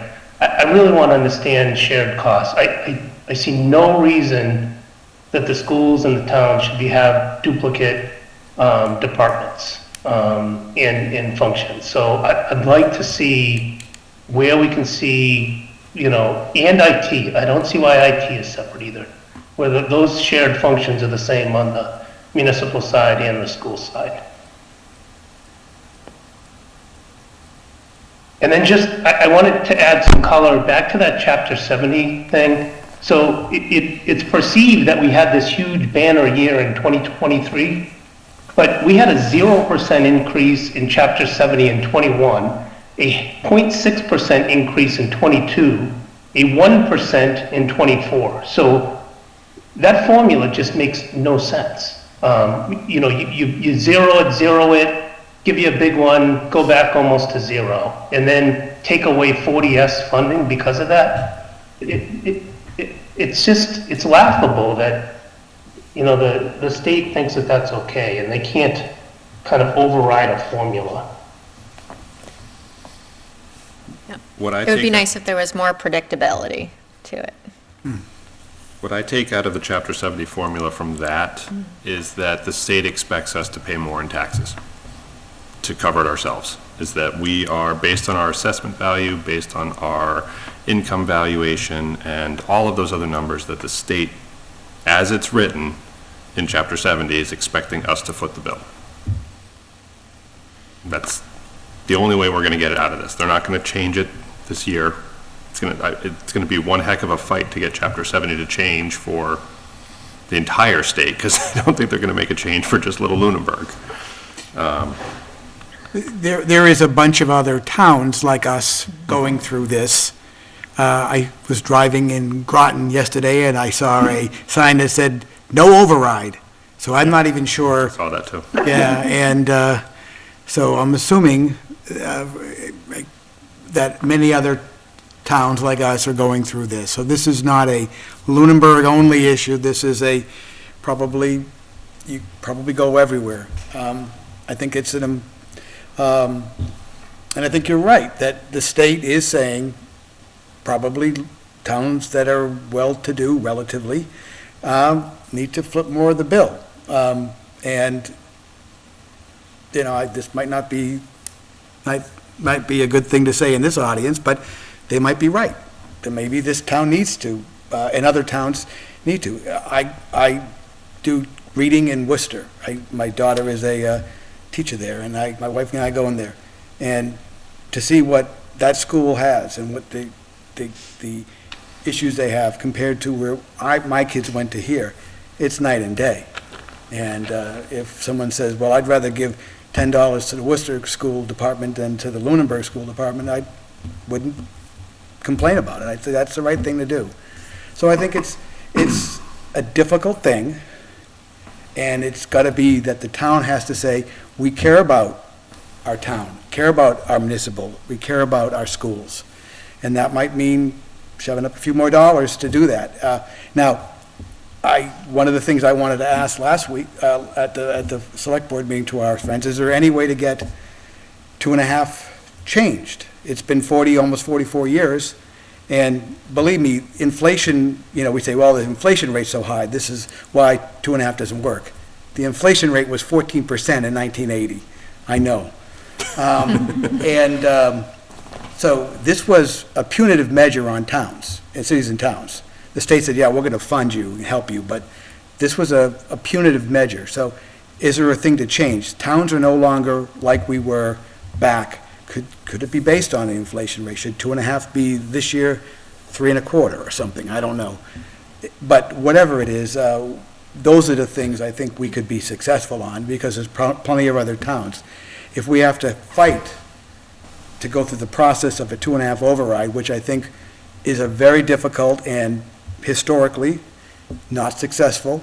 Most towns do not, when they even do it, it doesn't pass. I think that's the hardest thing we need to figure out, is the revenue side. Are we willing to put up more of our own money for our town? And if the answer is no, then the answer is no. We can fight all we want with the state, but we're probably not going to get a lot of extra money. And we should fight with the state. We should. I mean, we should try to get as much as we can reasonably, but knowing that that's not going to be enough to do the things that we want to do. So I looked back I look back to 2011, I was kind of looking at some trends in state funding and stuff like that, but I also look back to 2011, between 2011 and 2025, with 2025 being an estimate. The inflation rate is 2.47% over that period per year. That's the aggregate inflation rate. So whether they were just geniuses or not, over that 15-year period, the 2.5 kind of played out.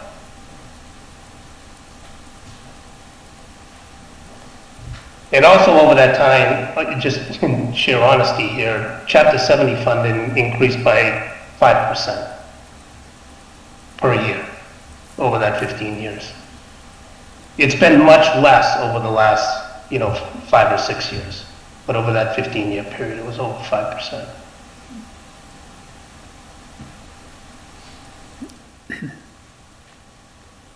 Chris, when you look at that average of inflation, is that linear, or is there any sort of? Oh, no, it's ups and downs and everything else. I mean, there's. But it's just the running average ends up being that way, so it's.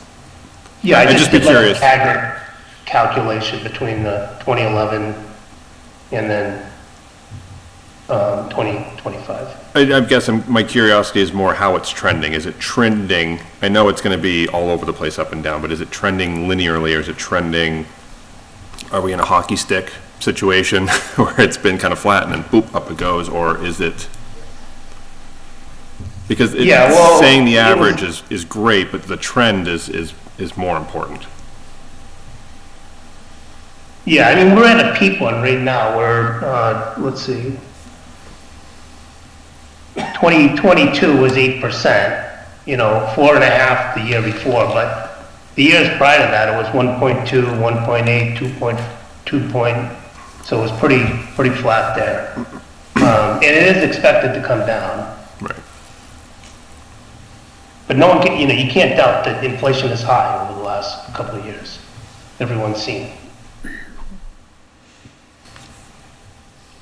Any other questions for the town manager? I just have a couple. Is it possible, so we've had this discussion on percentages, which I know you mentioned earlier. I take issue with representing a percentage increase on a $46 million budget for the exact reason that we had the email, because a 10% increase on a $60,000 line item is, just if you look at it from the percentage, it sounds astronomical compared to anything else that's at 2.94%. But if we're looking at it based on the actual dollar value, a relative percent increase, it's going to make a lot more sense, I think, to see, yes, it may be a 4% increase or an 8% increase in this department, but that department only has a $110,000 budget. So we're only, or $100,000 budget, so we're only talking a couple $1,000s. It's not a couple $100,000 for the increase. So I think if there's a way that we could present both the percent increase and the relative percent increase, it would be a little bit easier to kind of swallow, I think, the differences that are going on for the percentage, or for the amounts that each department is getting for differences. Evan, can I just make a comment on that one too, just as a follow-up? Sure. I think in my mind, I view two things. I view the municipal side of things, and I view the school side of things. And then on the municipal side, you got all the departments that were listed there. But if you looked at the school budget and you went high school, middle school, special ed, and you just go down the same level of fidelity, where those are almost equal, right? 52% on the school, 48% on the municipal side, where the municipal side actually holds some of the school costs with retirement, et cetera. I think it's an unfair comparison to say the top level school department head versus, council on aging. I think you gotta kind of view those two as the top levels and then analyze it down the lower levels. So that's my own take on it. The school budget is a massive budget, but it needs that same scrutiny that we would put in at the department levels on the municipal side. So the only question that I had was that if, for example, our insurance costs continue to climb above the rate of our 2.5% that we can, or our Prop 2.5% that we can kind of maintain. How do you foresee that affecting our ability to service the town, to maintain town employees at any sort of a well-paid salary, or to take on additional debt? If that is one of the largest drivers that we're seeing for our increases, and it doesn't seem to be going down. Right. I mean, we had multiple years where we had great health insurance rates. There was a year where we had a negative increase. That's unheard of. We were actually, we had a recent meeting with our insurance rep and our broker, and we were the only community that saw single digit out of their representation, who their communities were. They had communities that there was one that had a 16% increase. So, so I think in a way we're fortunate, comparatively speaking, to other communities. It is an issue that we will continue to face in the next few years, speaking with our health insurance company. It's the health insurance industry. It's the renegotiation of their contracts with hospitals. It's their lack of personnel that they're hiring traveling nurses, so their costs are ballooning. Those are all passed down through our rates, and our loss ratios do play a role in that as well. They look at a 24 look-back period as when they calculate our rates and see what our loss ratio is, and project out what they're going to need for coverage from us. The benefit of the Maya, being a member of the Maya Health Trust, is they pull out the largest claims, anything over $125,000 claim. They pull those large losses out, so that benefits the town and helps insulate, those loss ratios. But it is going to be a continuing trend for a period of time where we're going to see larger than normal that we've been used to. Right. I think that's, what you're comparing it to, is those years where we saw declining or really low increases. But we also, during that period of time, because we had the holiday premium, put those funds in the health insurance stabilization account, expecting we could offset future years with those spikes. So we'll be depleting that with this fiscal 25 preliminary budget, with the use of the remaining $105,000 of that account. So that is something we will need to look outward on. So for FY26, our buffer is gone. That health insurance buffer Right. is gone. Do we have any sort of idea as to why some of those towns hit 16%? And are we at risk for hitting 16%? It's all, I think, based on their loss ratios Okay. and their claims and factors. We have a larger pool too, with the number of people within our unit, school and town employees. So there's other factors that the town can work with. We have a public employee committee that's made up of members from each of the unions. So it's one representation from each town and school union, as well as a retiree representation. And any health insurance changes have to go before the PEC and are part of an agreement with the PEC committee. So there can be plan design changes, but that's essentially passing on those costs to your employees and your retirees. I suppose my other concern is that as bad of a situation as we're in this year, it could have been much worse if we didn't have the debt exclusion fall off of $500,000. Right, and our health insurance, last year's percentage was 6.2%. Right. We're less than we were last year. We were, but that's still high. It's going to offset effectively. I mean, that's offsetting about half of our increase in Prop 2.5. So what we're looking at for being able to put funds towards future budgets is diminishing year by year, in other words. So I worry that we're going to be back here again next year in a similar situation without the debt exclusion that falls off, having potentially already made some serious cuts to other departments. It is something that we should continue to discuss and plan for. Yeah. Do you have the trends associated with the year increases for health insurance? I didn't hear that. What was that, Chris? Do you have the trends, the 10-year trends of what the health insurance increases have been? I can get that. In my written budget message, I included, I think, 3 years worth of data. Oh, okay. Bottom line is, if we don't have an increase in revenue sources, we're going to erode our free cash year over year to a point where we won't have any more free cash. Everything will be appropriated, and then we're in real trouble at that point. We lose capital projects, we lose.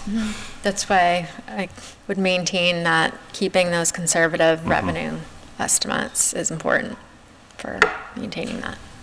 Have you looked at all at I know this is down the road again, probably FY '26, maybe '27, but the governor's bill, the Municipal Empowerment Act, her idea of increasing the local receipts, the maximums that the local receipts can go up to, I believe, for revenue generation as well.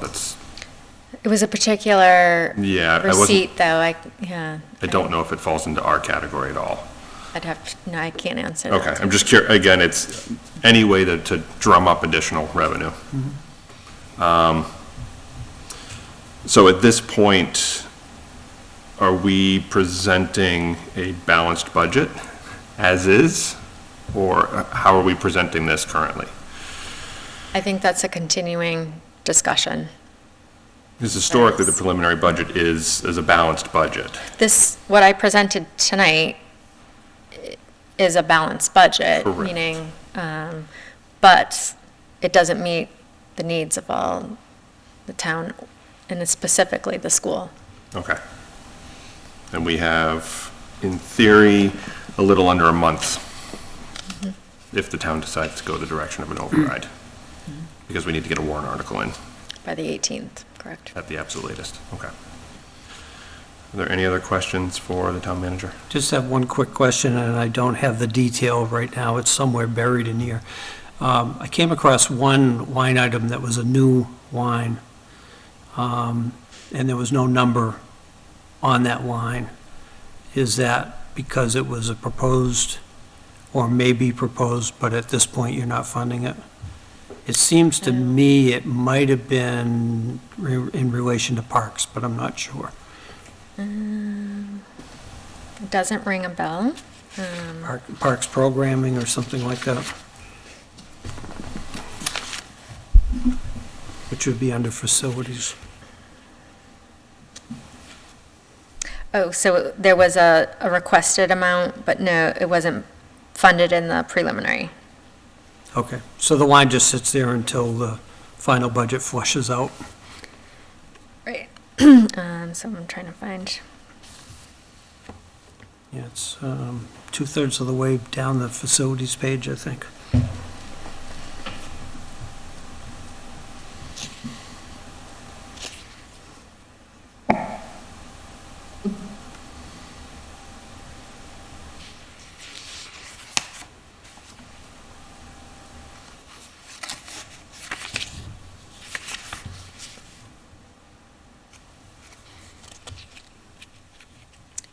And it didn't have a title on the description? Thought it had something to do with programming, then it said new.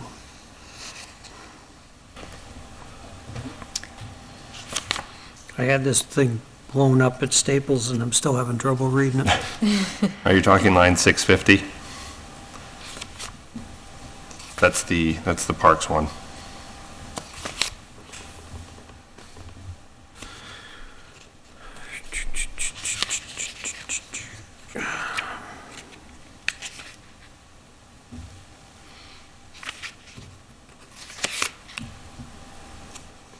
And that, what's that, the description on it?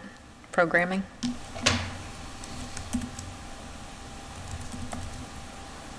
I've got something wrong with my pages here because the numbers are jumping all over the place.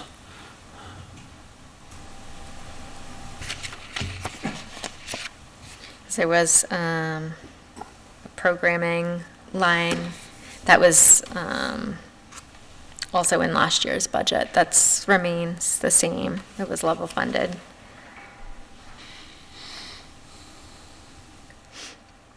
Yeah, for parks, it looks like the only there was an increase in the salary park superintendent line.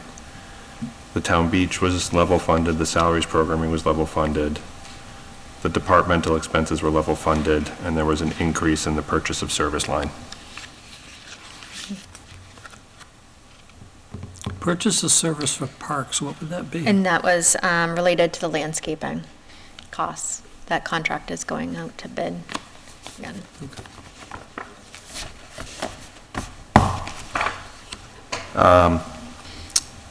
I had a question, and then of course it just disappeared on me. Oh, I remember now. So we received, as you said, the level service budget from the superintendent for the schools. Is it possible to receive from you a level service budget for the town side as well? Yes. Not that you don't have enough to do already, but just because, again, if this is going to be a conversation that needs to be had, it needs to be a town and a schools combined effort. It cannot be just the schools. It will almost mirror the target budget. Okay. I'll have to go through it in more detail, but the target budget was all contractual increases with existing staff, existing programs. Okay. So that Would it- would be as close to a level service budget that we Okay. could get without adding hours to positions, adding new position, the lieutenant, but again, it would be offset by that. Okay, and then you have the requested line, that's from the department heads Right. themselves, correct? So we Yes. could use something like as a bookend at least, for somewhat of a level service and then somewhat of a need service. Yes, I'll go through it again, Okay. though, to make sure if there's anything that would be different. I mean, we have the numbers effectively. Yes. It's the difference of what? About $2 million from the needs requested from compared to the current one, and level service is actually $300,000 less, or $250,000 less than the preliminary budget. The 1.42% increase from the target, for the target budget, 1.94% increase for the preliminary budget, and 5.92% increase from the requested budget. So we could use that 1.4 to 5.9-ish bookmark, but that does include the schools. Right. I'd have to remove the school side out of that too. And that would also include the departments that are negative, like our debt service as well.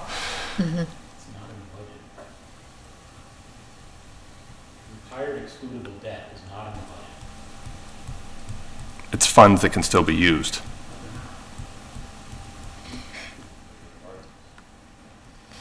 It's, the excludable debt is within the line item budget as far as the totals for principal and interest.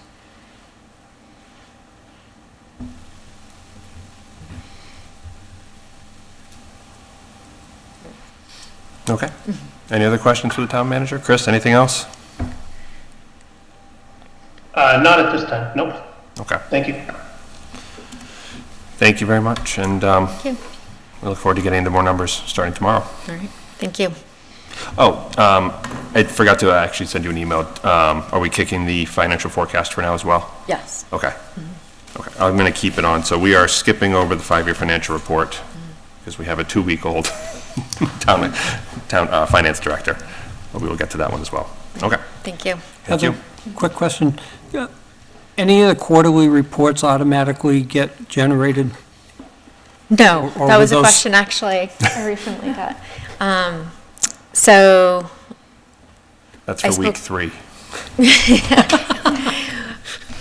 I can, I have closeout reports from the end of fiscal '23 that I can forward on, the revenue and expenditures. It won't have the cover sheet that Karen typically did, obviously, but you'll be able to see and kind of deduce We from can that. pick through the Yeah, lines. Right. Where the surplus is and, My feeling is something's better than nothing, just so we can see where we're coming from, and hopefully we'll get a quarterly statement the next couple quarters, so we know how the year's going.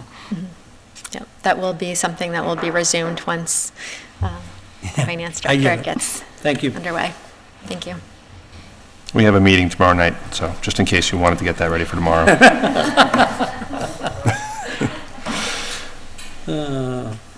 Minutes. There was one set of minutes that were sent through. I have not had a chance to read them. I haven't even put them in the drive yet. I don't know if anyone else has. I did.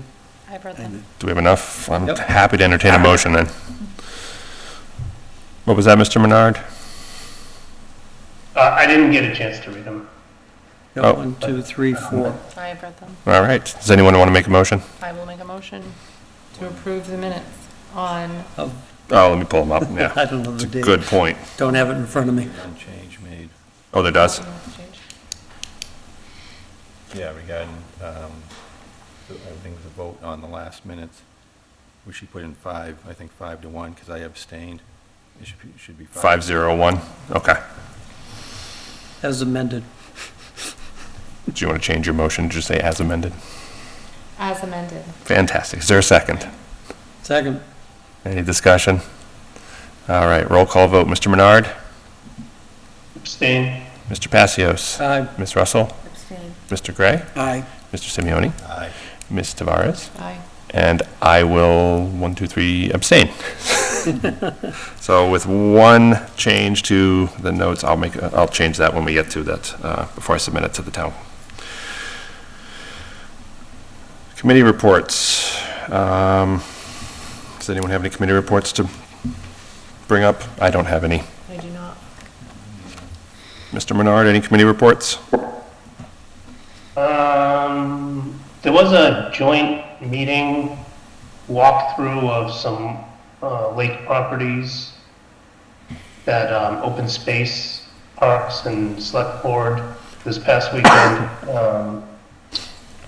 for, potential access, public access that the town could have to the lake. So it was kind of a long stump cove and then another parcel on Parmenter. So it was more for the open space and select board and the parks to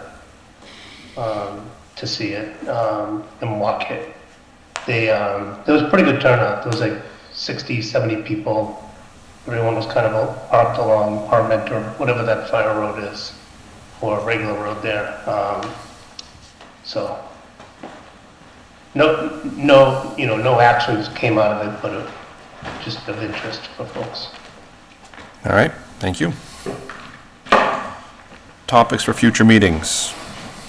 Anyone have anything specific?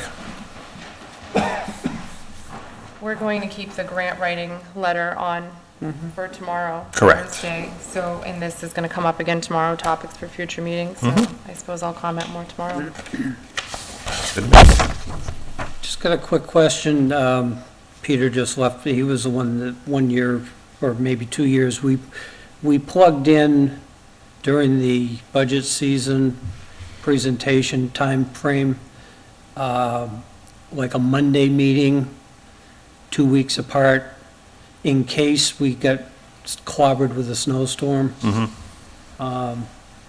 Is there any desire to do that going forward here? Because we've got such a tight schedule that we miss a week and we're either going to be here from 7 to 2 in the morning, or we're going to need an extra day or two in there. And what we did was basically we plugged in a generic agenda on a couple of Mondays, and if we didn't need them, we just canceled them, or put a revised agenda in, or some other day of the week. I don't care what day of the week it is. Okay. I can certainly put a couple days in. Does a day of the week work for anybody else? Better than another? Not Tuesdays. I'm fine with not Tuesdays. Well, we wouldn't have Tuesdays to are kind of vote. booked, from what I understand. Yes. Some other group meets in here. Mondays work for the most part, just to throw them on for at least temporarily? Okay. Yes. All right, I will talk to the clerk and see what we can find out for available Mondays. Hey, just as an aside, that I kind of found it a little silly that that agenda wasn't posted, seeing that it was sent way in time and people were in the building.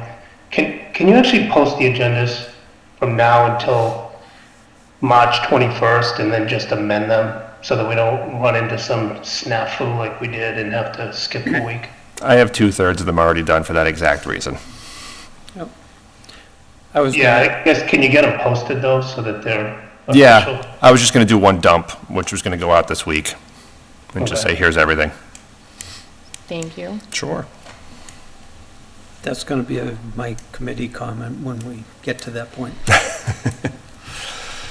All right, upcoming meetings. So we have a meeting tomorrow. We will not be doing land use. We're going to kick that a little bit, as we will just be doing Council on Aging and Library, so I will send out a revised agenda tomorrow for that one. But we will be hearing from the Council on Aging. We'll be going through their line item budgets far more in detail than usual, I think. Everyone should have their presentations. I sent them out as soon as I had received them from Muir and Sue. Next week, we get IT and police, then the week after DPW and facilities, then fire and schools.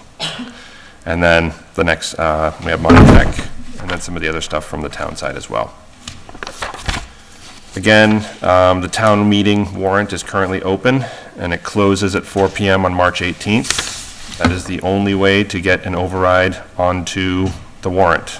It does still have to go through the select board. They have to vote to put it onto a ballot, but if there's a vote on the ballot, doesn't matter if there's nothing in the warrant as well. They have to work kind of hand in hand. There's information on DLS's website for how to formulate a ballot question. It's the same wording, you just change a little bit of the wording, but it's all right there, so that conversation can be had. I think it's going to be coming up a little bit more as we start digging through these numbers.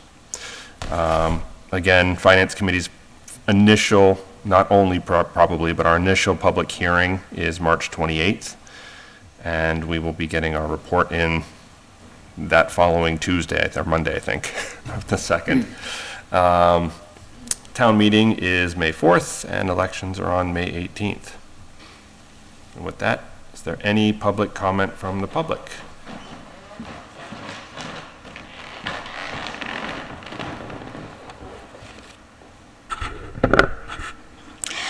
Carol Ashambo, 662 Page Street. I'm speaking at the end because I had two members that wanted to speak at the beginning, and we couldn't be in the room at the same time because of open meeting law. So I'm speaking this evening in opposition to the town manager's preliminary budget. I would stress that it is a preliminary budget, one that could be amended, as the town manager did stress. I'd like to clear up a misconception heard around town. The budget deficit on the school side is not all due to ESSA funds drying up. ESSA funds during FY24 funded 8 full-time teaching support positions and 4 paraprofessionals. We have eliminated 6 of those positions, kept 2 social worker positions while cutting 2 budget-funded guidance counselors, and moved the payment of 4 paraprofessionals to our Title I grant. This was purposeful and had been planned.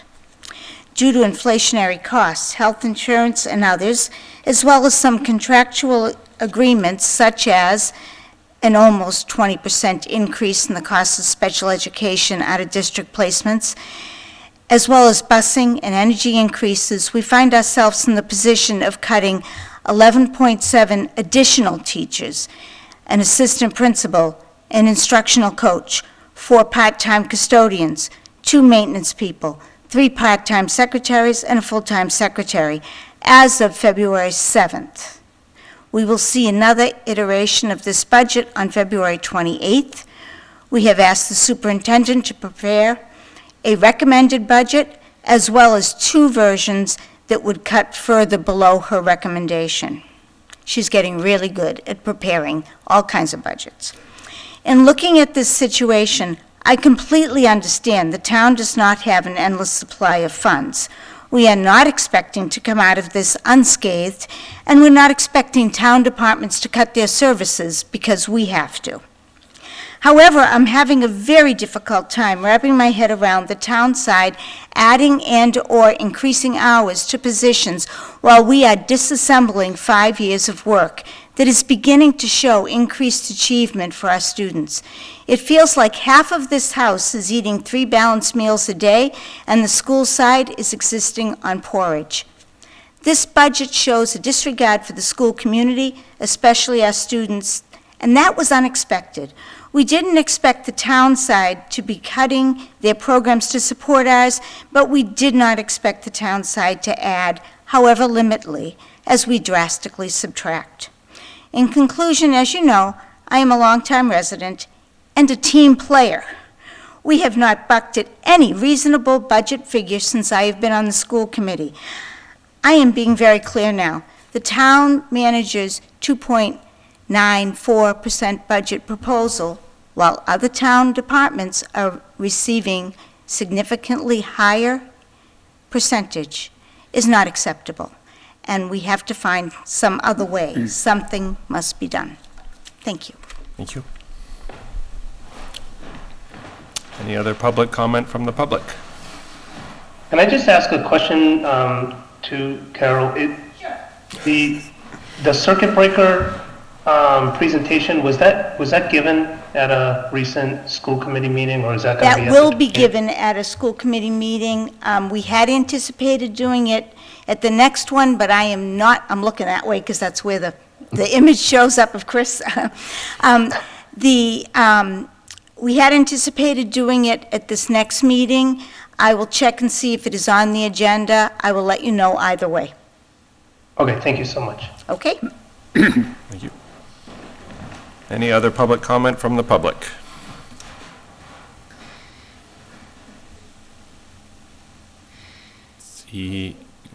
Just waiting for a hand.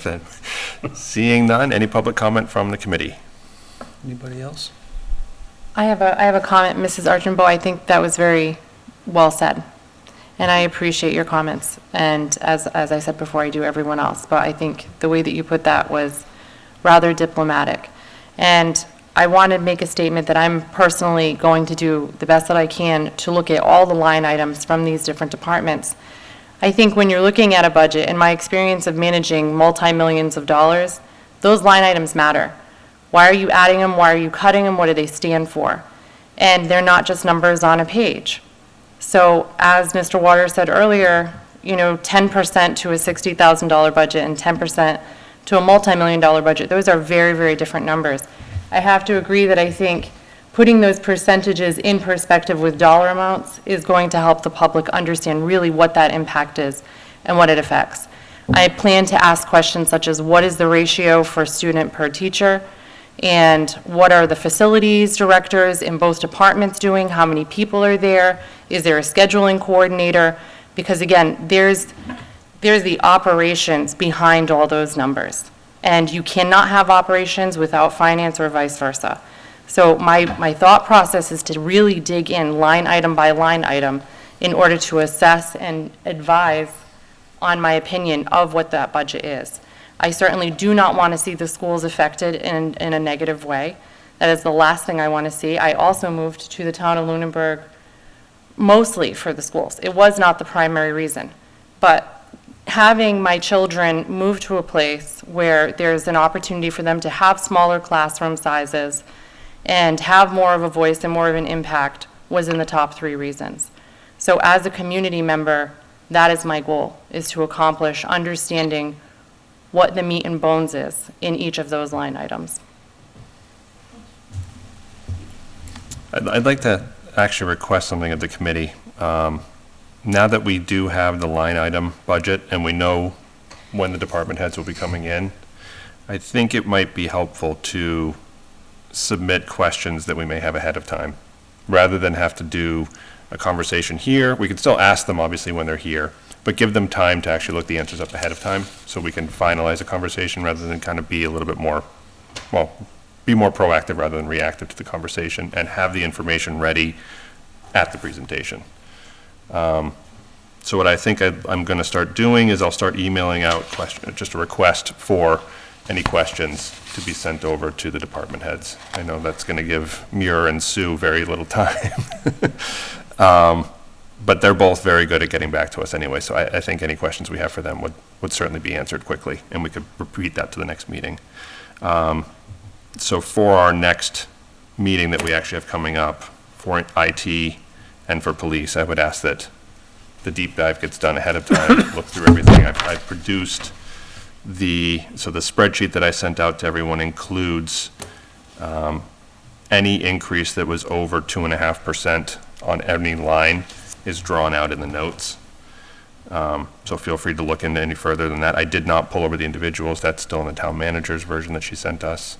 But those are the kind of questions that I would like to be sent. For example, the one that keeps sticking out in my mind is printing.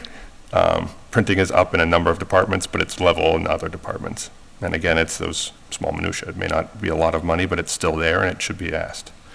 So those are the kind of things I would like to really get into this year. I think that's very fair to the department heads to give them some preparation to answer the questions. And it'll allow us to kind of digest it too. Mhm. So I agree with that. Any other public comment? This is a non-budget question, comment, and with the town manager, a couple of board of selectmen here, and with our experience of what's happened with posting of meetings, it's happened to others on a regular basis. And I think there needs to be a conversation as to how we correct the problem we have. Inevitably, holiday weekends are a problem, and, those are more predictable. They're actually very predictable, so, and an experienced chair might miss the fact that it's got to be in on the Thursday before, or forget it, you're never going to get posted, especially for early in the week. In fact, you're better off to put it on Wednesday. But the more serious issue is that if you do submit on a Thursday, and whether we have a holiday or not, the person that handles that other end of the business to get that posted is out sick for 2 days in a row, quite often, nothing gets looked at. Or even one day, or schedule is 10 a.m. in the morning, by the time she gets to it, it's too late for a Wednesday 10 a.m. meeting. So the point I'm trying to make is that there's a inherent problem with the way the submission or the delivery of the agendas is being handled, and it's causing huge problems. I've had conversations with more than one chair that's had the same issues. As I said, the holidays are more predictable as long as you know what's an official holiday for the town. A snow day really puts a crimp in things. And then an employee that either is scheduled later in the day to arrive or whatever. I'll tell you the truth, and I haven't said this in a long time, but I really think one of our remedies in this town is to bring all our town employees back to a 5-day work week. It's this year might not be the year, but it needs to happen. We keep saying that, everybody doesn't have enough time to do their work. Well, a fifth day, they're already fully benefited, most of them, so it's a little increase in salary, if anything. And, contractual, if we have to wait till the next round on the contract, then we should be fighting for that fifth day. Just because they don't want it doesn't mean the town doesn't need it. That's my comments. Thank you. Thank you. The only comment that I have is just to kind of go into a little bit more detail as to my comments last night at the joint meeting. I was extremely frustrated, as I hope I kind of expressed, in the process of, I guess, the deliberation with our delegates. I agree that as a town, we should present them with a unified legislative priority list. I think it does make sense for that to come from a specific body. I believe it probably should be the executive that does present that, but I think the process is flawed still. I think having it entirely run through the executive is inefficient and not really, I don't think it is, I don't think it allows for the town to kind of have their voices heard as much as they should be.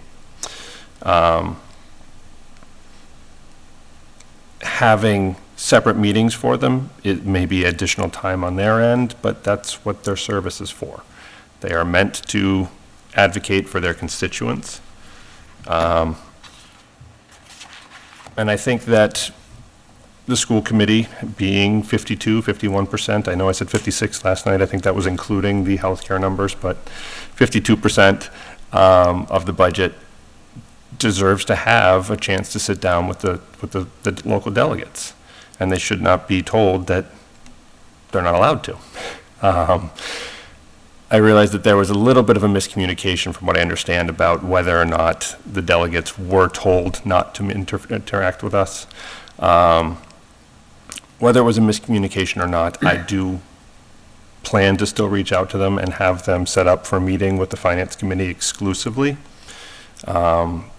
after budget season, after the whole process is done and we've gone through town meeting, just to actually, once we have a chance to take a breath and kind of look at how everything plays out with this season and get ready for FY26 ahead of time. Sort of get in line, as Ms. Archambault, just get ahead of them so that they don't get what they want ahead of us. But that's where I was coming from last night. I think that it was well-intentioned from the select board. I don't think there was any, I certainly don't think there was anything nefarious whatsoever. It was an attempt to have everyone there together and have a united front. But the optics of it, I think, play a little bit differently when you have a board and then a couple of members seated at the end, as opposed to, I would rather see, if we're going to do it that way, do it somewhere where you can actually have a giant square and everybody's sitting around that square and we're all sort of there together. And if it takes 3 hours, then so be it. We do it on a Saturday or something, but at least allow the time for the conversation to develop, to have the discussion, to have the groups actually interact with the delegates, to have cross-communication between them, and use it as a working meeting in that regard, rather than just a quick little, here's 20 minutes to say whatever you want to ask or say, and then let's move on to the next one. I felt it was rushed. I felt it could have been worked a lot better. I think it was equally rushed last year. I understand that they came out of the meeting 2 years ago with differing opinions, but that's not a problem, I don't think. I think that's good. That's discourse. They should then want to kind of find out, okay, well, where do we go from here? And that should continue the conversation, rather than just have it be, here is the list from me and this is it. So that's where my frustration was. And yeah, we'll just leave it at that, I suppose. Any other public comments before we close up from the committee? Hearing none, I will entertain a motion to adjourn. I second. Well, I'm entertaining one. You have to make it. I want to make the motion to adjourn at whatever time it is. So moved. 9:33. Is there any discussion? Roll call vote. Mr. Menard. Aye. Mr. Passios. Aye. Ms. Russell. Mr. Gray. Aye. Mr. Simeoni.